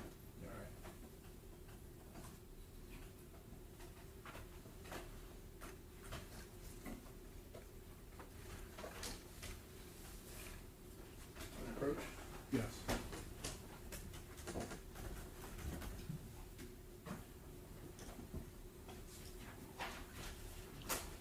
I'm showing you what's been marked for identification as Defendant's Exhibit 37, and I represent to you that it's a search warrant, affidavit and search warrant for 3102. Can you tell us what time the search warrant was signed? At 3:17. Right? Yes. On what date? June 23rd, 2023. All right, and did this give you the authority to collect the evidence that you collected? Yes. All right, on the first page of this document, can you read this to the jury? The top, this one. Right? Yes. There is in this restricted place items constituting evidence that the offense of aggravated assault on a public servant in violation of section 22.02 of the Penal Code of the State of Texas has been committed. All right, let me interrupt. I'm going to go ahead and read the limiting instruction, okay? Okay. Members of the jury, I'm going to read you an instruction before the rest of this document is read to you. You are instructed that there is evidence being offered that consists of an affidavit to support the search warrant obtained by law enforcement officers. The statements made in the search warrant affidavit are not being offered and are not admitted for the truth of the matter asserted in the affidavit. That means that what is said in the warrant affidavit is only being admitted for the purposes of assisting you, if it does, to put the matters in context. All right, you may proceed. All right, can you continue reading? Yes, violation of section 22.02 of the Penal Code of the State of Texas has been committed, and said evidence is described as follows. All right. And anywhere in this affidavit does the affiant who signed this claim that any police officer was committing the crime of criminal trespass or burglary? Does it state that any officer? Yeah, No. okay.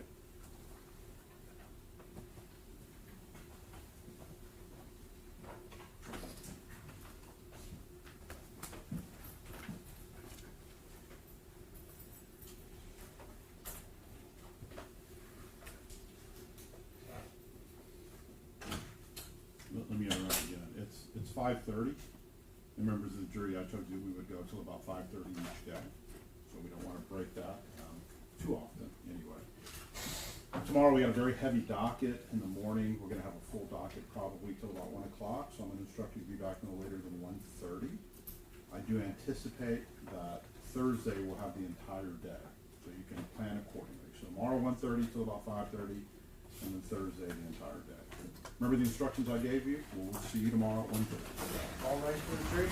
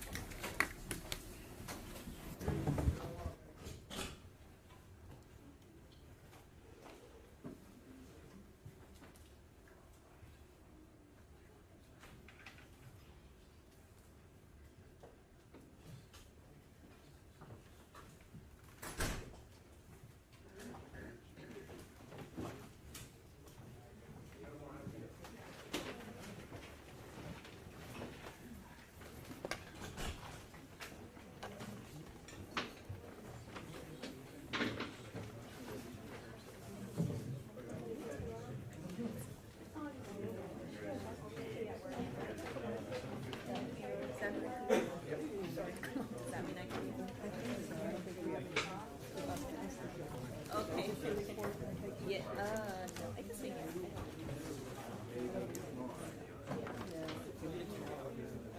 Sure, I'll leave it up for the whole month. Yeah.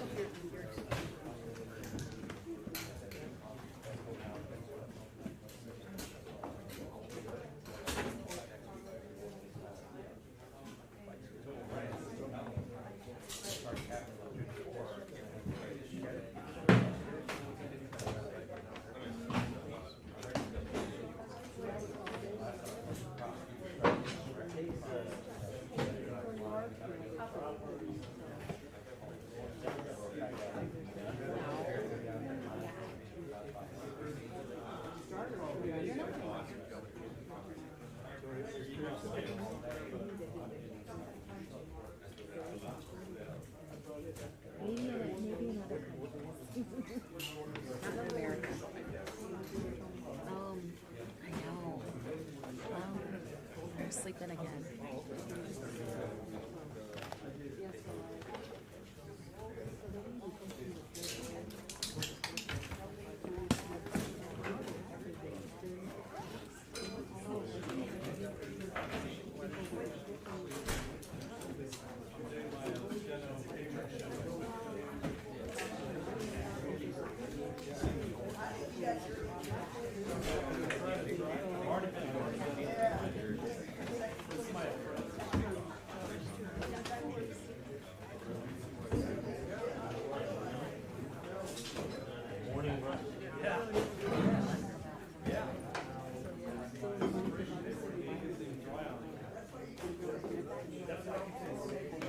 Hey, man, you want to see me back here? Or next week I get the right out.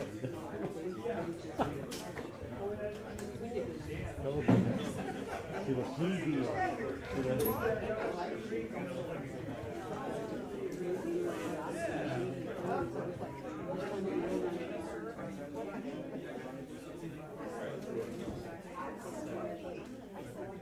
Thank you.